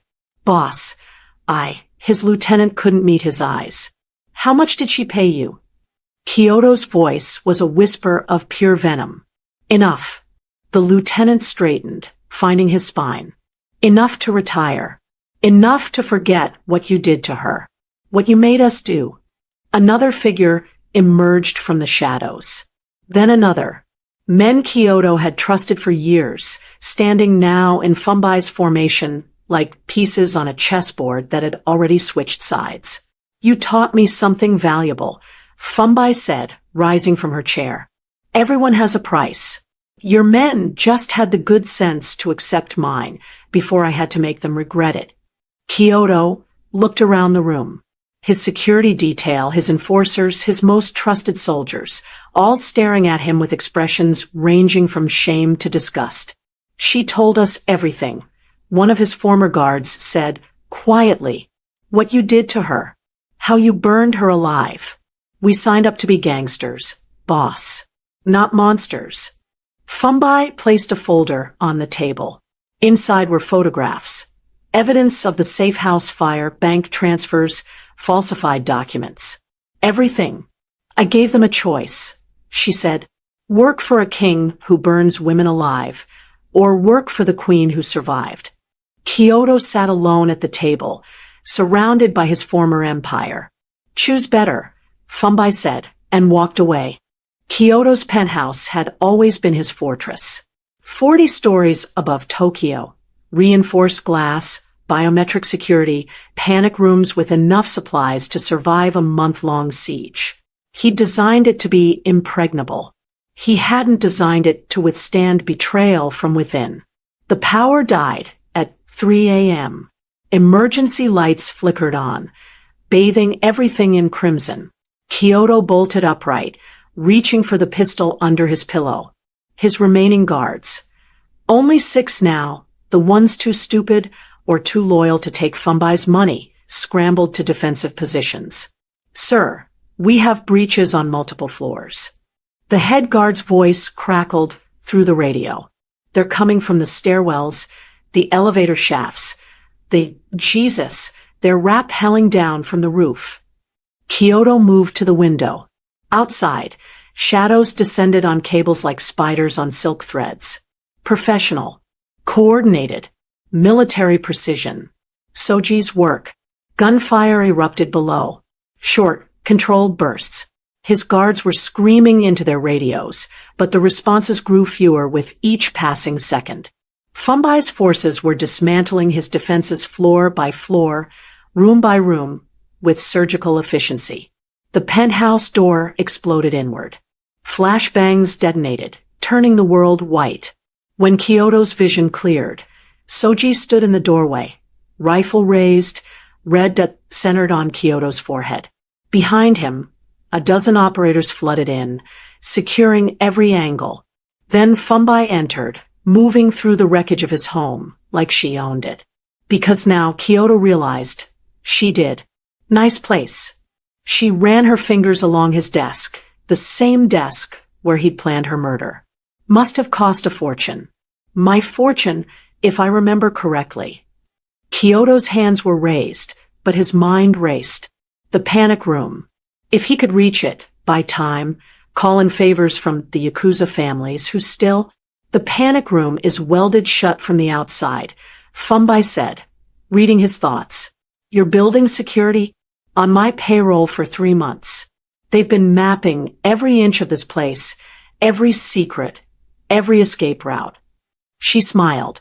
You really should vet your people better.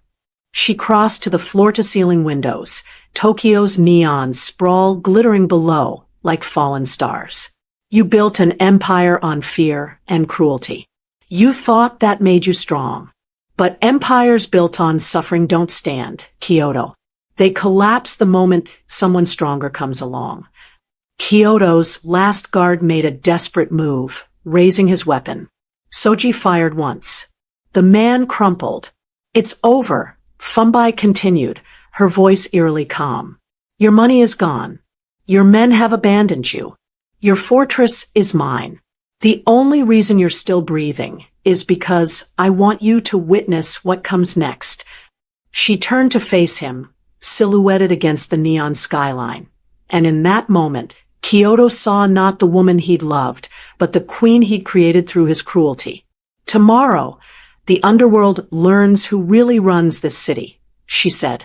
Tonight, you learn what it feels like to lose everything. Soji moved forward with zip ties. Kyoto didn't resist. They took him to the flooded shipyard at dawn. The same docks where his empire had begun 15 years ago, now abandoned and half-submerged, skeletal cranes reaching toward a gray sky like the bones of dead giants. Fumbai stood on the concrete pier, the rising sun catching the edges of her crimson coat. Behind her, the water lapped against rusted containers, dark and cold. Soji positioned himself at her shoulder, ever the sentinel, while a dozen operators formed a perimeter. Kyoto's knees hit the wet concrete. His hands were bound, but his mind was still sharp, still calculating. The baby. Everything hinged on the baby. Fumbai, please. He let his voice crack, let desperation bleed through. I know I can't undo what I did. I know I don't deserve forgiveness.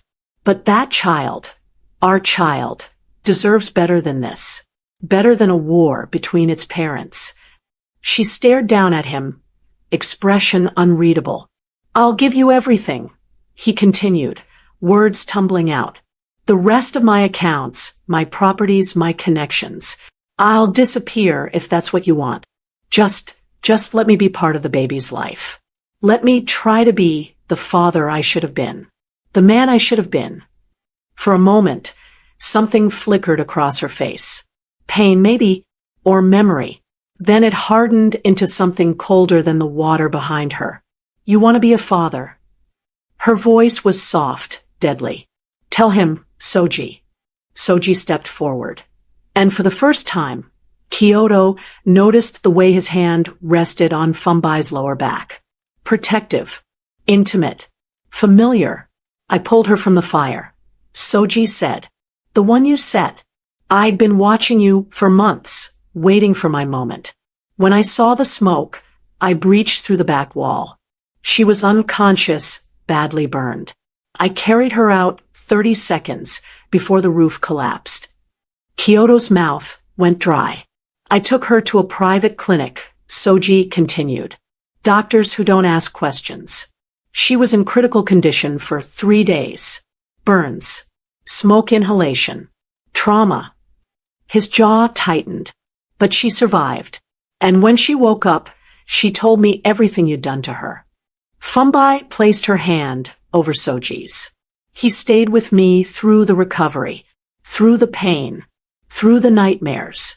And somewhere in those dark months, we found something you never gave me, Kyoto. No, the word escaped Kyoto's lips like a prayer. The baby isn't yours, Fumbai said, each word a nail in a coffin. It never was. We let you believe it because it made you predictable. It made you weak. Every decision you made, every restraint you showed, all because you thought you had an heir to protect. Soji's hand moved to Fumbai's stomach, a gesture of protection and possession. You wanted a legacy? Fumbai crouched down to Kyoto's level. This child will inherit everything you built. But they'll never know your name. They'll only know the story of the monster their mother destroyed. Kyoto felt something inside him shatter. Not his heart that had calcified years ago. Something deeper. The last illusion of control. The family you thought you could reclaim. Fumbai whispered, was never yours to begin with. She stood, nodded to Soji. Let him go. Kyoto's head snapped up. What? I said let him go. Cut his restraints. Soji sliced through the zip ties. Kyoto stumbled to his feet, confusion warring with suspicion. I'm not going to kill you, Fumbai said. Death would be mercy. Instead, you'll live. You'll watch as I build something better from the ashes of your empire. You'll see my child grow up strong and loved. And every single day, you'll remember that you had everything: love, loyalty, a future, and you burned it all for money and power that were never really yours.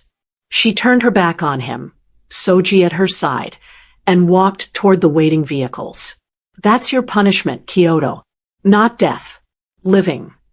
3 months later, Kyoto sat in a dive bar in Yokohama, nursing cheap whiskey and watching the news on a flickering television.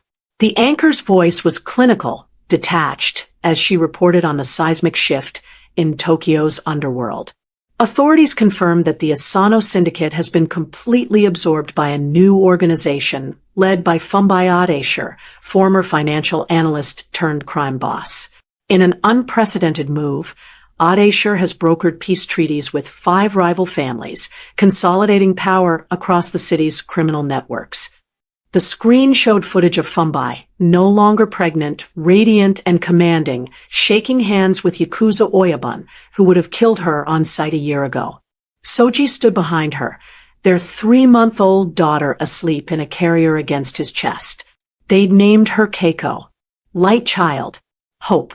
Kyoto drained his glass. Ms. Adesher has also announced the establishment of what she calls ethical operations, strictly regulated drug distribution with treatment programs, sex work protections, and a zero-tolerance policy for human trafficking. Critics question whether organized crime can ever be ethical, but early reports suggest violence in her territories has dropped by 40%. The bartender changed the channel. Kyoto didn't protest. He'd lost everything, exactly as Fumbai promised. His assets were frozen or seized. His reputation was destroyed. The few contacts who still took his calls did so out of pity, not respect. He lived in a 1-room apartment above a pachinko parlor, working odd jobs for cash. Invisible. The door opened. Kyoto didn't look up until a familiar figure slid onto the stool beside him. Soji ordered 2 whiskeys. They sat in silence for a long moment, 2 men who destroyed and been destroyed by the same person, now united only by their shared irrelevance.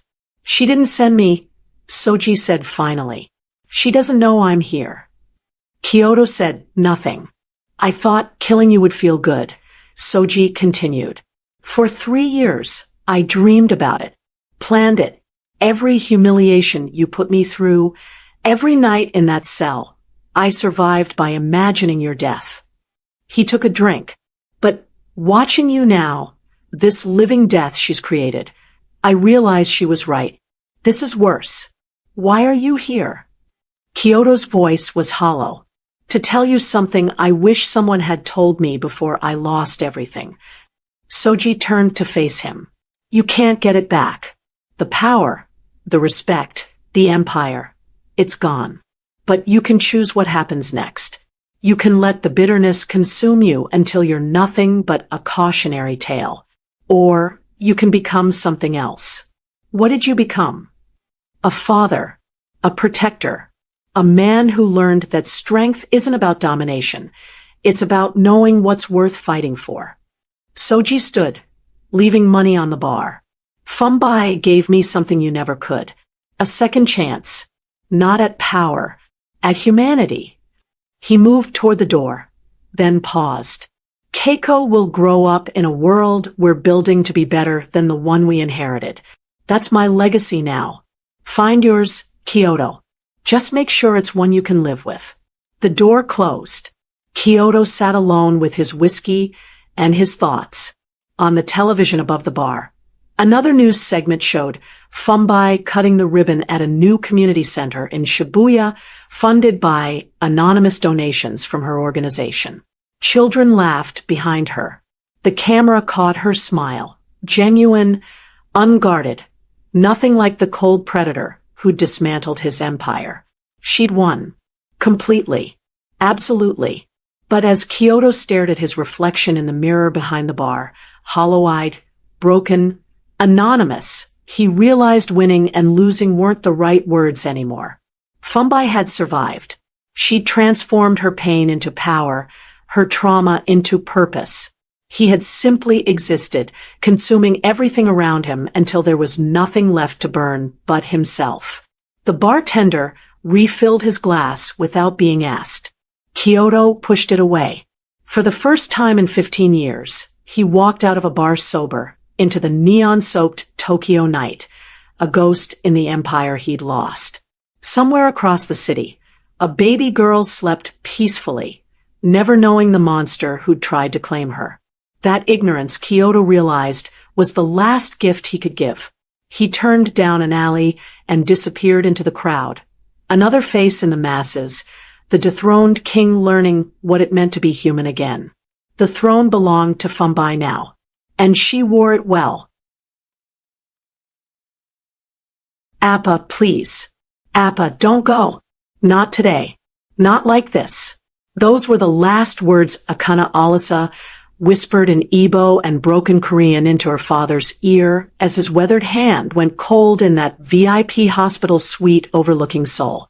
But she couldn't process what her eyes were seeing when barely 48 hours after her father's death, 48 hours after she'd stood alone at his funeral in that tiny chapel in Itaewon with only 2 other mourners, her husband Kei-woo was sitting at their kitchen table with his mistress Ji-hai Park, sliding divorce papers across the counter like a business transaction.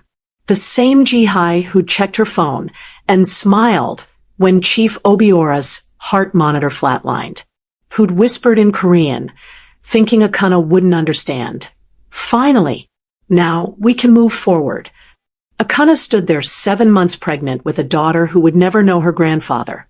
Still wearing the black hanbok from the funeral, her father's prayer beads wrapped around her wrist, watching through tears as Kei-woo announced he'd be marrying Ji-hai next month at her family's estate in Gangnam. The grave flowers she'd placed on her father's casket that morning were still fresh. The funeral incense still clung to her hair. And here was her husband, the man she'd crossed an ocean for, the man she'd abandoned her education for, the man she'd made herself smaller for, telling her she had 30 days to vacate his apartment. But what shattered Akana's heart into pieces, so small she could barely breathe, wasn't just watching her husband choose his Korean mistress over his black pregnant wife 48 hours after her father's death. It was the mystery envelope burning against her palm. The envelope her father's attorney, a man in a suit that cost more than 3 months of her old rent, had pressed into her hands at the funeral, whispering, Chief Alisa left explicit instructions. You must open the safety deposit box within 72 hours. Your father said to tell you, remember who you truly are, Akana. Remember where you come from. You are never alone. You are never powerless. I made sure of that. What Kei-woo didn't know as he signed those divorce papers with the same hand that once promised her forever, as he planned his new life with a woman whose family had political connections and pure bloodlines, and everything Akana could never offer in his world of organized crime and social hierarchy.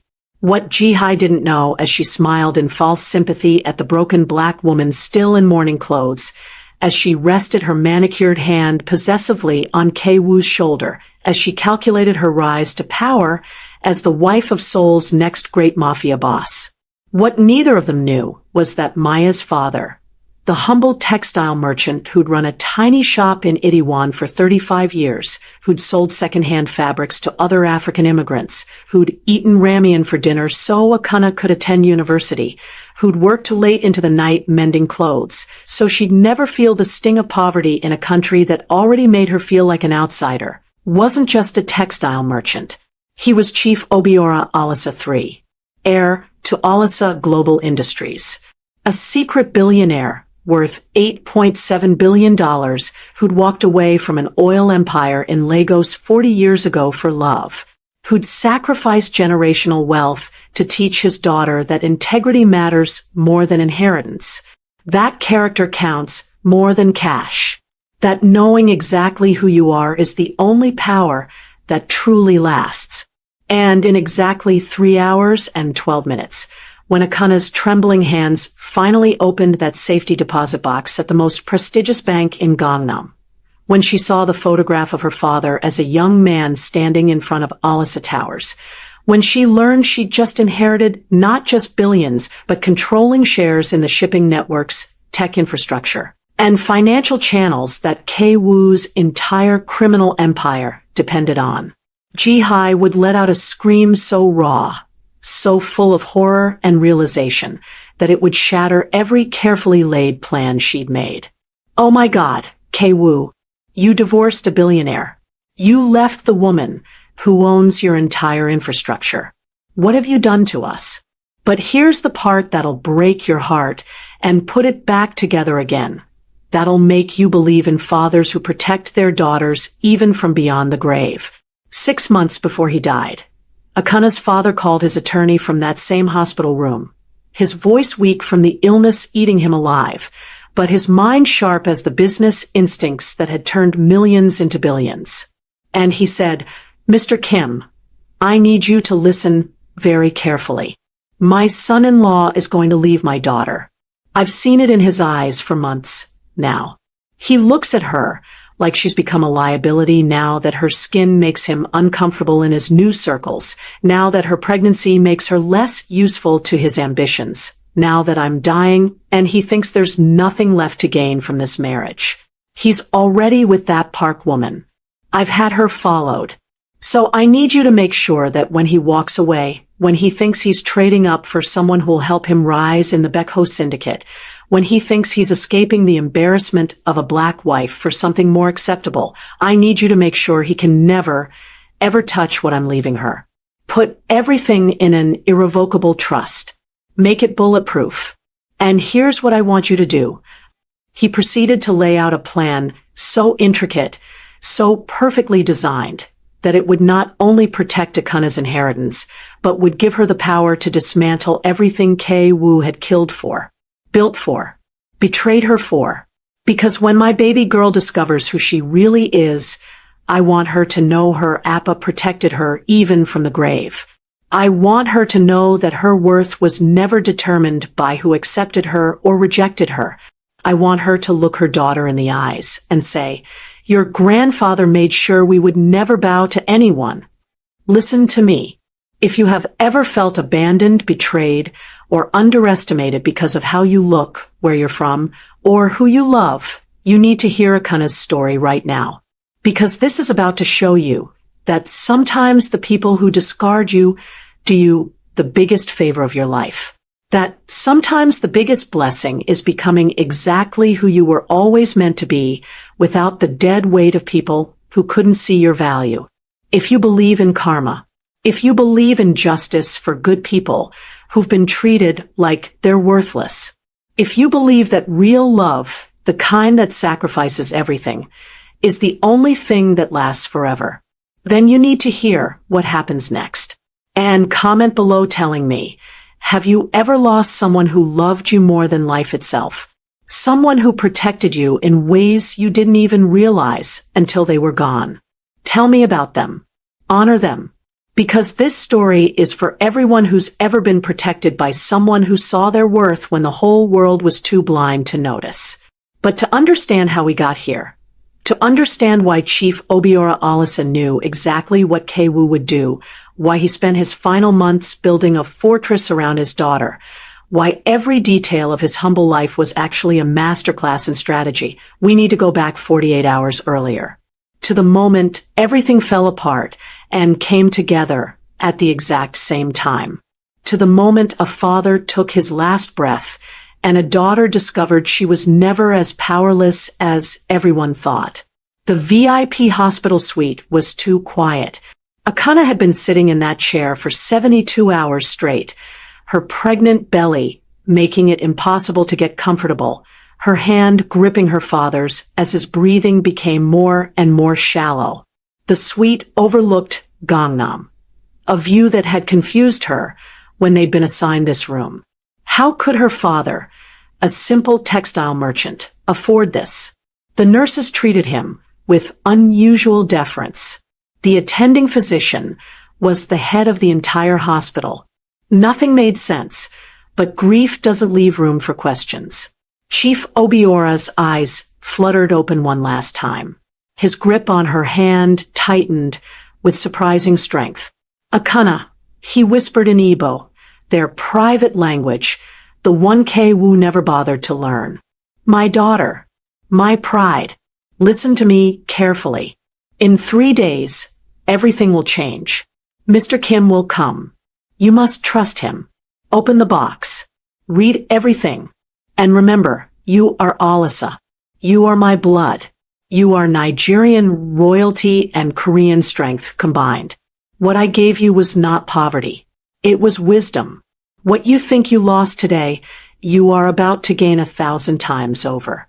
Appa, I don't understand. You will. And when you do, when you see what I've left you, promise me something. Promise me you'll use it not for revenge. That's too small. But for revolution. Promise me you'll protect other women like your mother, like yourself. Promise me you'll show them all what real power looks like." The heart monitor's beep began to slow. Akana's tears fell onto their joined hands. "I promise, Appa. I promise." "Good. Now, one more thing, my daughter. That man out there." Chief Obiora's eyes flickered toward the door, where Wu stood with his phone, not even pretending to care anymore. "He will leave you within 2 days. Let him. He was never worthy of my daughter. He could never see your value. But I made sure he'll spend the rest of his life knowing exactly what he lost." His hand went slack. The monitor flatlined. And in the doorway, Akana saw Wu actually smile. Just for a second, just a flash, as if a burden had been lifted. That's when she knew. Her father had seen it all along. And somehow, impossibly, he'd planned for this exact moment. The mystery envelope in Mr. Kim's hands felt like it weighed 1,000 pounds. Inside was a key, a photograph, and a note in her father's handwriting. The textile shop was never who I was, Akana. It was a lesson in humility I wanted you to learn. Now it's time to learn about power. Open box 847 at Gangnam First International Bank. Bring only Mr. Kim. Trust no one else. Your real inheritance begins now. And, my daughter, make them all remember that you are Alisa. We bow to no one. What happened next would change everything. But first, Wu would make the biggest mistake of his life. He would hand her those divorce papers before her father's body was even cold. And he would have absolutely no idea that he'd just freed a caged lioness who was about to inherit an empire. The chapel in Iriwan was smaller than Akana expected, tucked between a Nigerian restaurant and a phone repair shop like an afterthought. Only 5 wooden pews, a simple altar, and fluorescent lights that hummed too loudly in the silence. She sat in the front row, her pregnant belly pressing uncomfortably against the wooden edge, her hands folded over the black hanbok she'd bought from a street vendor because she couldn't afford anything from the proper funeral shops. 3 other people attended her father's funeral. Just 3. Mr. Okonkwo and Mr. Adeyemi, 2 elderly men from the African Merchants Association who'd known her father for decades, sat in the back row, their heads bowed in prayer. They'd closed their shops to be here. That meant something. The third person was Mr. Kim, the attorney, the man who made no sense. He sat perfectly still in his charcoal suit that probably cost more than her father's entire textile inventory, his leather briefcase resting against his knee like a secret. He'd introduced himself at the hospital with a bow so deep it felt like reverence, speaking Korean so formal it made Akana's casual fluency feel inadequate. I had the honor of serving your father for many years, he'd said. He spoke of you constantly. But how did a textile merchant afford an attorney who wore Rolex watches? Akana stared at the simple wooden casket covered in white chrysanthemums, the cheapest arrangement the funeral home offered. Her father would have wanted it this way. Simple, humble, no fuss. Except nothing about this felt simple anymore. Her phone buzzed. Kay Wu. Again. Business running late. Can't make it. Sorry. No period. No emotion. Just 5 words for the man who'd called her father a BOG for 5 years, who'd eaten at his table, who'd promised to honor him. The funeral director began the service in Korean. Akana's hand instinctively moved to her belly, where her daughter kicked, strong, insistent, alive. At least someone was fighting. As the casket was lowered into the ground, Mr. Kim approached. He pressed a business card into her palm, his grip firm, his eyes intense with something that looked like urgency. Miss Alisa, he said quietly in English, there is a safety deposit box at Gangnam First International Bank. Box 847. You must access it within 72 hours. Your father's instructions were very specific. Akana looked down at the card. Embossed gold lettering. An address in the heart of Seoul's wealthiest district. Why would my father have an account there? She whispered. Mr. Kim's expression didn't change, but something flickered in his eyes. Sadness. Or maybe pity. Because Miss Alisa, your father was not the man you thought he was. The apartment felt wrong the moment Akana opened the door. Half the furniture was gone. The couch where she'd spent countless nights waiting for Kay Wu to come home vanished. His grandmother's ceramic vase that had sat on the shelf for 3 years, packed away. Even the wedding photo from their tiny ceremony at City Hall had been removed from the wall, leaving behind a rectangular ghost in the dust. Kay Wu sat at the kitchen table like a CEO conducting a board meeting. Tailored black suit. Crisp white shirt. No tie. He never wore ties unless he was meeting with the upper ranks of the Baekho syndicate. Ji-hai stood beside him in a burgundy dress that probably cost more than Akana's entire wardrobe, her hand resting on his shoulder with the casual possession of someone who'd already claimed territory. The funeral flowers Akana had brought home that morning, white chrysanthemums in a plastic container, still sat on the counter, wilting. It had been 48 hours since her father died. 48 hours. Sit, Kay Wu said in Korean, not looking up. Akana's hand moved protectively to her belly. What's happening? He slid a stack of papers across the table. Divorce documents. Already filled out. Already signed on his line. A pen rolled toward her like an accusation. You knew this was coming, he said, his voice flat, emotionless, as if discussing a business transaction. We've been done for months. You just didn't want to see it. Ji-hai smiled. That sympathetic smile that wasn't sympathy at all. We're trying to make this easy for you, she said in Korean, so polite it felt like violence. We're getting married next month. At my family's estate in Gangnam. Traditional ceremony. It's already arranged. My father just died, Akana whispered. Which is why we're doing this now, Kay Wu replied, finally meeting her eyes. They were cold, empty, like looking at a stranger wearing her husband's face. Clean break. You have 30 days to vacate. The apartment's in my name. I've already spoken to my attorney. Where am I supposed to go? I'm 7 months pregnant. That's not my problem anymore. The words hit like a slap. Ji-hai's smile widened just a fraction, triumph bleeding through her mask of false concern. Akana's hands trembled as she picked up the pen. She thought about her father's casket being lowered into the ground that morning. Thought about the mystery business card in her purse. Thought about Mr. Kim's words. Your father was not the man you thought he was. She signed her name, each letter feeling like surrender.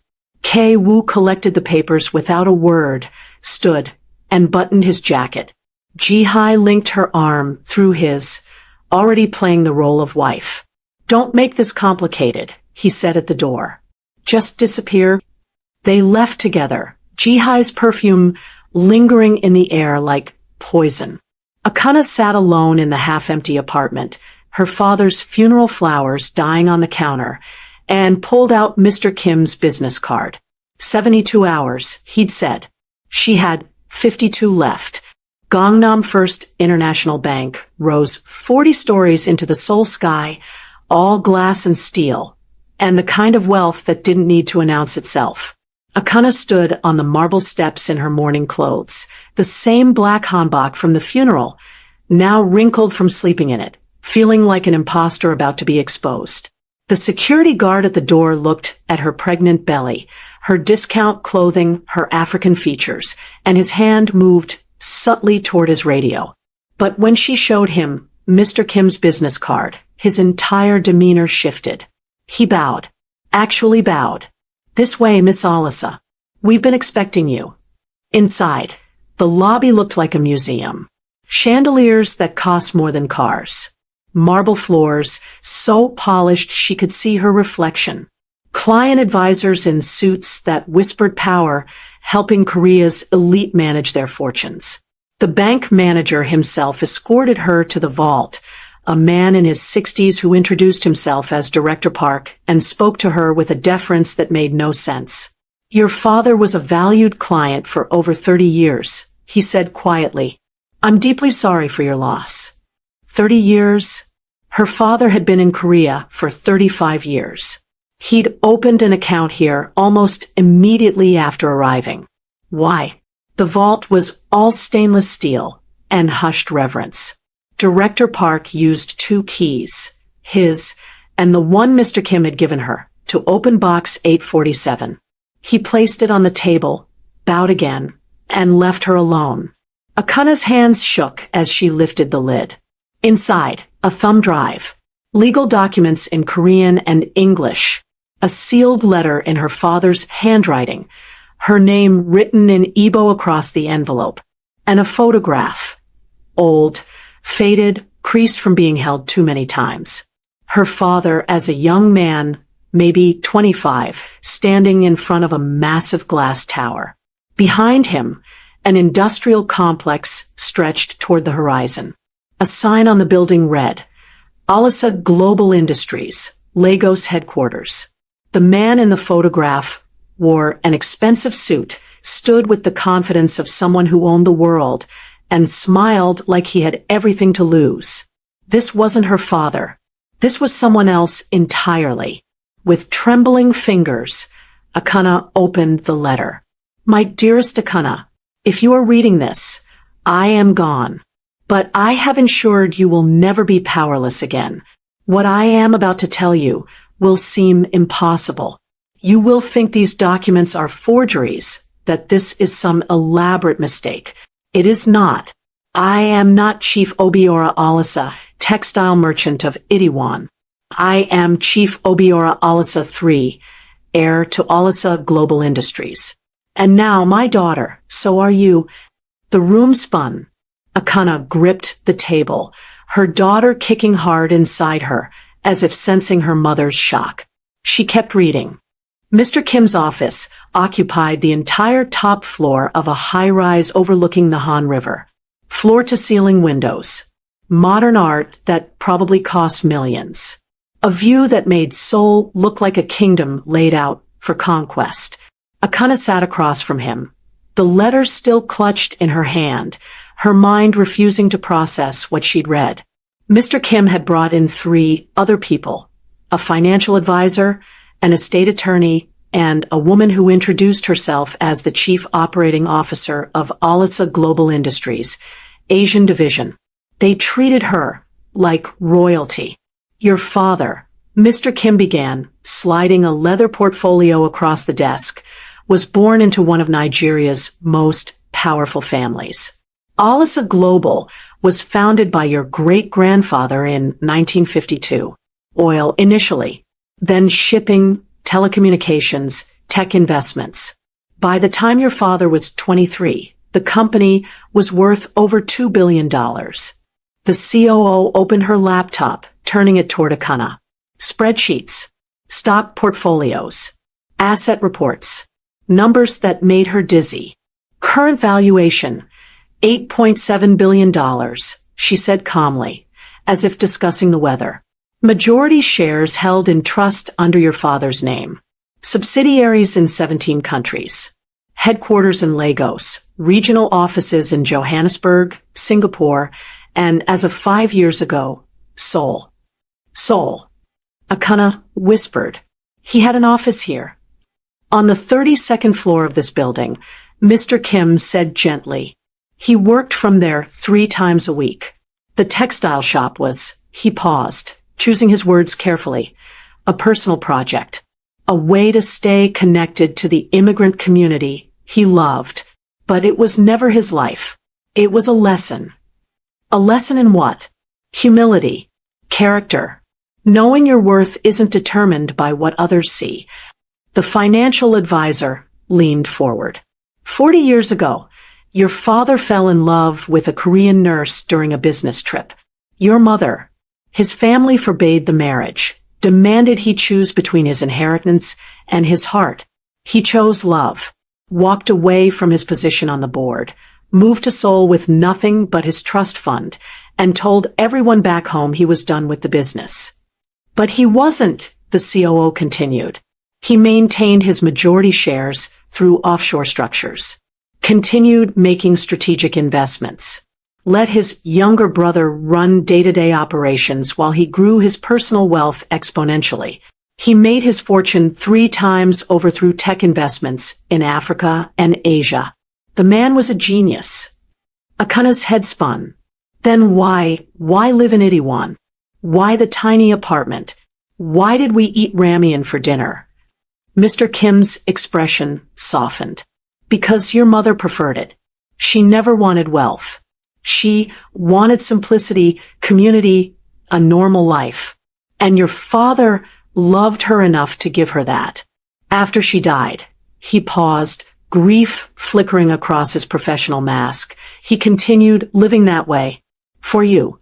To teach you what matters. And now, Miss Alisa, you inherit everything. The board of directors in Lagos has been waiting 28 years to meet you. Your father's will is ironclad. You are the sole heir to Alisa Global Industries. He slid another document toward her. Her name.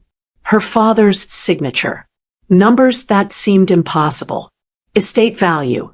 $8,734,592,847. Akana's vision blurred. Her daughter kicked again, hard, insistent. I'm going to be sick, she whispered. The COO was already moving, bringing water, helping her breathe through the shock. But Mr. Kim wasn't finished. He pulled out one more folder, leather-bound, heavy, marked with a red seal. There's something else your father left you, he said quietly. Something he created specifically for this moment. He knew what your husband would do. He knew exactly who Kei-woo was. And he made sure. He opened the folder. Inside were photographs, surveillance reports, transcripts of recorded conversations, evidence. He made sure you'd have the power to destroy him. Mr. Kim's expression darkened as he pulled out a leather-bound dossier marked with a red seal. Your father hired private investigators 6 months before his death, he said quietly. He knew what was coming. Inside, photographs of Kei-woo and Ji-hai at restaurants, hotels, her family estate. Dates stamped 9 months back, long before her father's diagnosis, long before the pregnancy became visible. Evidence of an affair hidden in plain sight. But it wasn't the affair that made Akana's blood run cold. It was the transcripts. Recorded conversations between Kei-woo and Ji-hai. Between Kei-woo and members of the Baekho syndicate. Plans laid out with clinical precision. K.W. Once the old man dies and the divorce is final, the African problem disappears. JHY replied, "What about the baby?" KEW. Complications happen, especially to women with no family, no support system, no one asking questions. The words blurred. Akuna's hands shook so violently the pages scattered across the desk. He was going to. She couldn't finish the sentence. "Your father knew," Mr. Kim said, his voice tight with controlled rage. "He documented everything. Created an ironclad trust that protects your inheritance from any marital claims. Compiled evidence that could send Kei Wu to prison for life. Conspiracy, racketeering, intent to commit murder. He gave you the power to destroy him." He slid another document forward. "And one more thing. Jihai's family isn't helping Kei Wu out of love. They're positioning to take over his operations once he's arrested. They're using the marriage as a Trojan horse."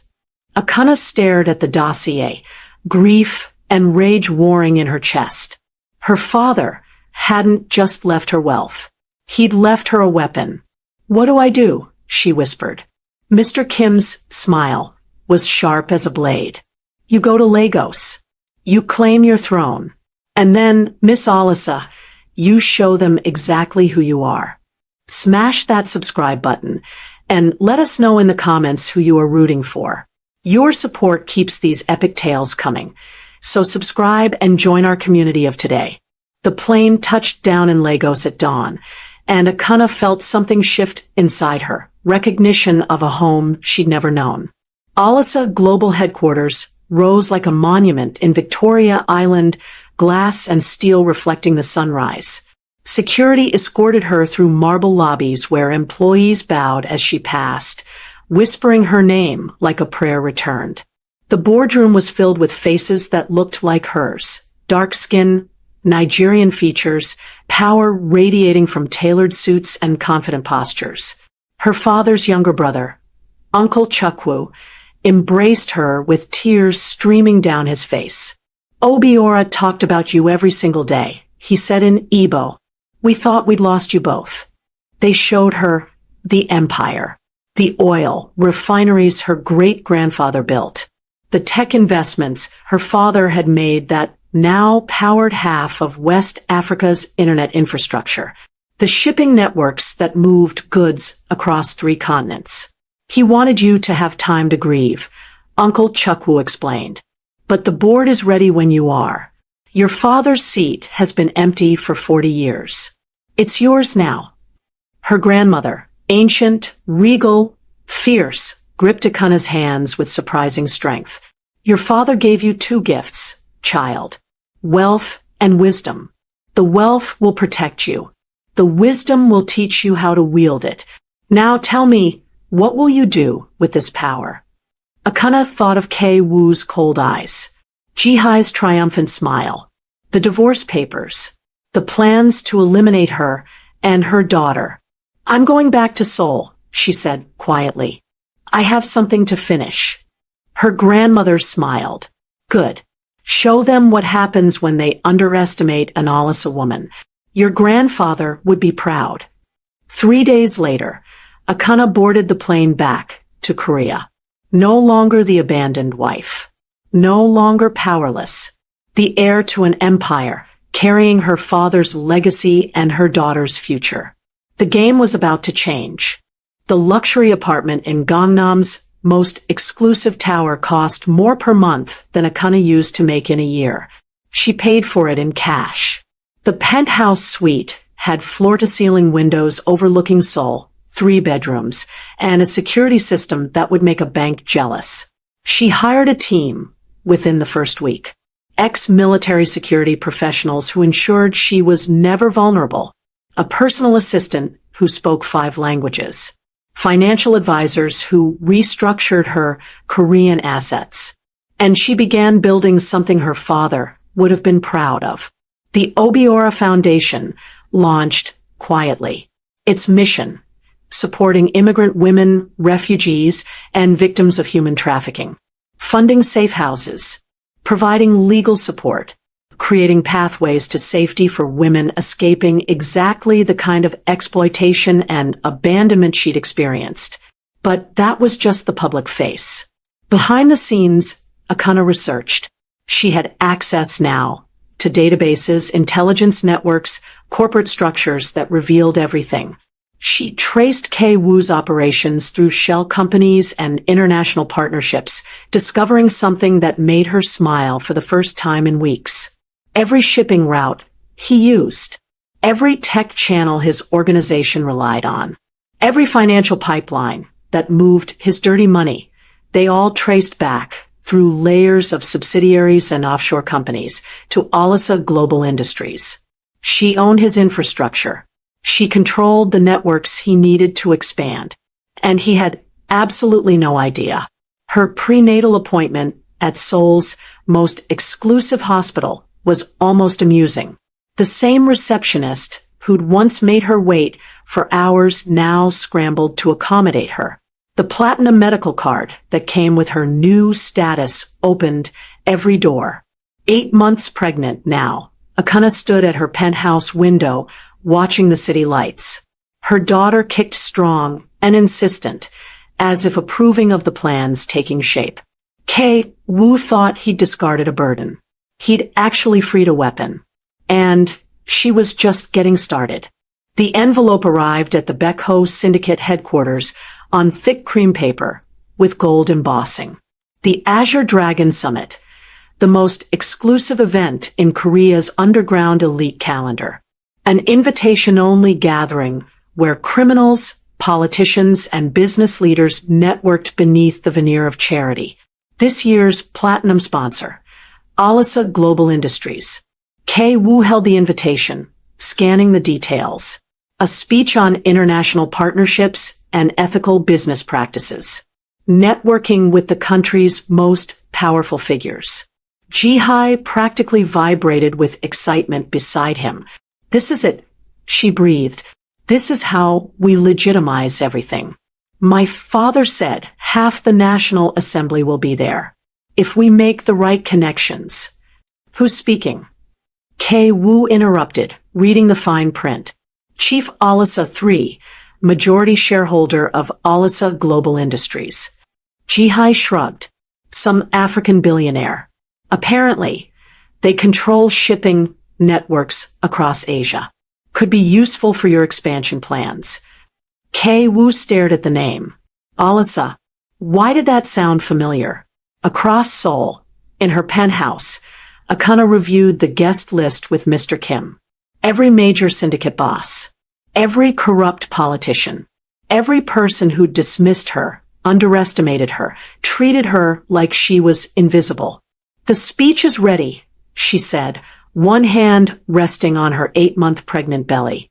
The foundation announcement is prepared. The divestment list will destroy half the operations in that room. Mr. Kim finished with satisfaction. Are you sure you want to do this publicly? Akana thought of Kay Wu's empty eyes, Jihai's false sympathy, the divorce papers, the plans to eliminate her. Absolutely. I want him to see exactly what he threw away. I want everyone to see. She stood at the window, the emerald hanbok for the event hanging behind her, Korean silk embroidered with Nigerian gold thread, a fusion of both her identities. The trap was set. The stage was prepared. And in 3 days, Kay Wu would walk straight into it. The ballroom fell silent as Akana took the stage. She moved with deliberate grace in her custom emerald hanbok, 8 months pregnant and radiant with power. Her natural hair was styled in elegant braids adorned with traditional Nigerian coral beads. Every eye in the room tracked her movement. Kay Wu's champagne glass stopped halfway to his mouth. His face drained of color. Jihai's perfectly applied lipstick couldn't hide the way her mouth fell open in shock. Good evening, Akana began in flawless Korean. I am Chief Obiora Alisa III, majority Alisa Global Industries. Some of you may know my company. We control the shipping networks, tech infrastructure, and financial channels that many of your operations depend upon. Whispers erupted. Heads turned toward Kei-woo, whose hands had started trembling. Tonight, I'm announcing the Obiora Foundation's first major initiative, funding safe houses and legal support for women escaping organized crime. We're partnering with international law enforcement to identify and dismantle trafficking networks. The room shifted uncomfortably. Several men exchanged glances. Additionally, Alisa Global will be divesting from any partnerships with organizations involved in human trafficking or exploitation. Effective immediately. Akuna's eyes found Kei-woo across the ballroom. Held his gaze. Watched understanding crash over him like a wave. Every shipping route. Every tech channel. Every financial pipeline he'd built his empire on. She owned it all. My father taught me that true power isn't about what you control, she continued, her voice steady. It's about knowing exactly who you are and refusing to apologize for it. It's about protecting those who cannot protect themselves. And it's about ensuring that people who mistake kindness for weakness learn exactly what they've lost. Ji-hai grabbed Kei-woo's arm, her voice rising in panic. That's her. Oh God, that's your wife. Ex-wife, Kei-woo whispered, his empire crumbling in real time. Akuna smiled. Thank you for your time. The parking garage echoed with Ji-hai's screams.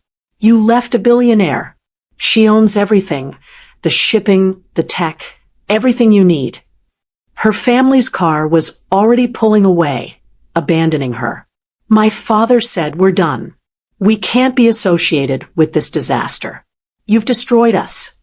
She threw her engagement ring at Kei-woo's feet and walked away in her designer heels, leaving him standing alone between luxury cars that no longer felt like symbols of success.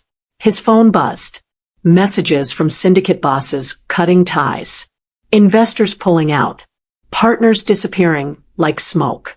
Upstairs, federal investigators were already reviewing the dossier Chief Obiora had compiled. Evidence that would unravel the Baekho syndicate thread by thread. 3 months later, Akuna gave birth to Kayamika Obiora Wu in the same VIP suite where her father had died. She held her daughter, perfect, beautiful, powerful, and whispered in Igbo, "Your grandfather made sure you'd never bow to anyone." The years that followed were a revelation. Akuna split her time between Lagos and Seoul, raising Kayamika in both languages, both cultures. The Obiora Foundation grew, saving hundreds of women. The empire expanded under her leadership. One autumn afternoon, she stood at her father's grave in Seoul, now marked with a proper monument of black granite and gold inscriptions in Korean, Igbo,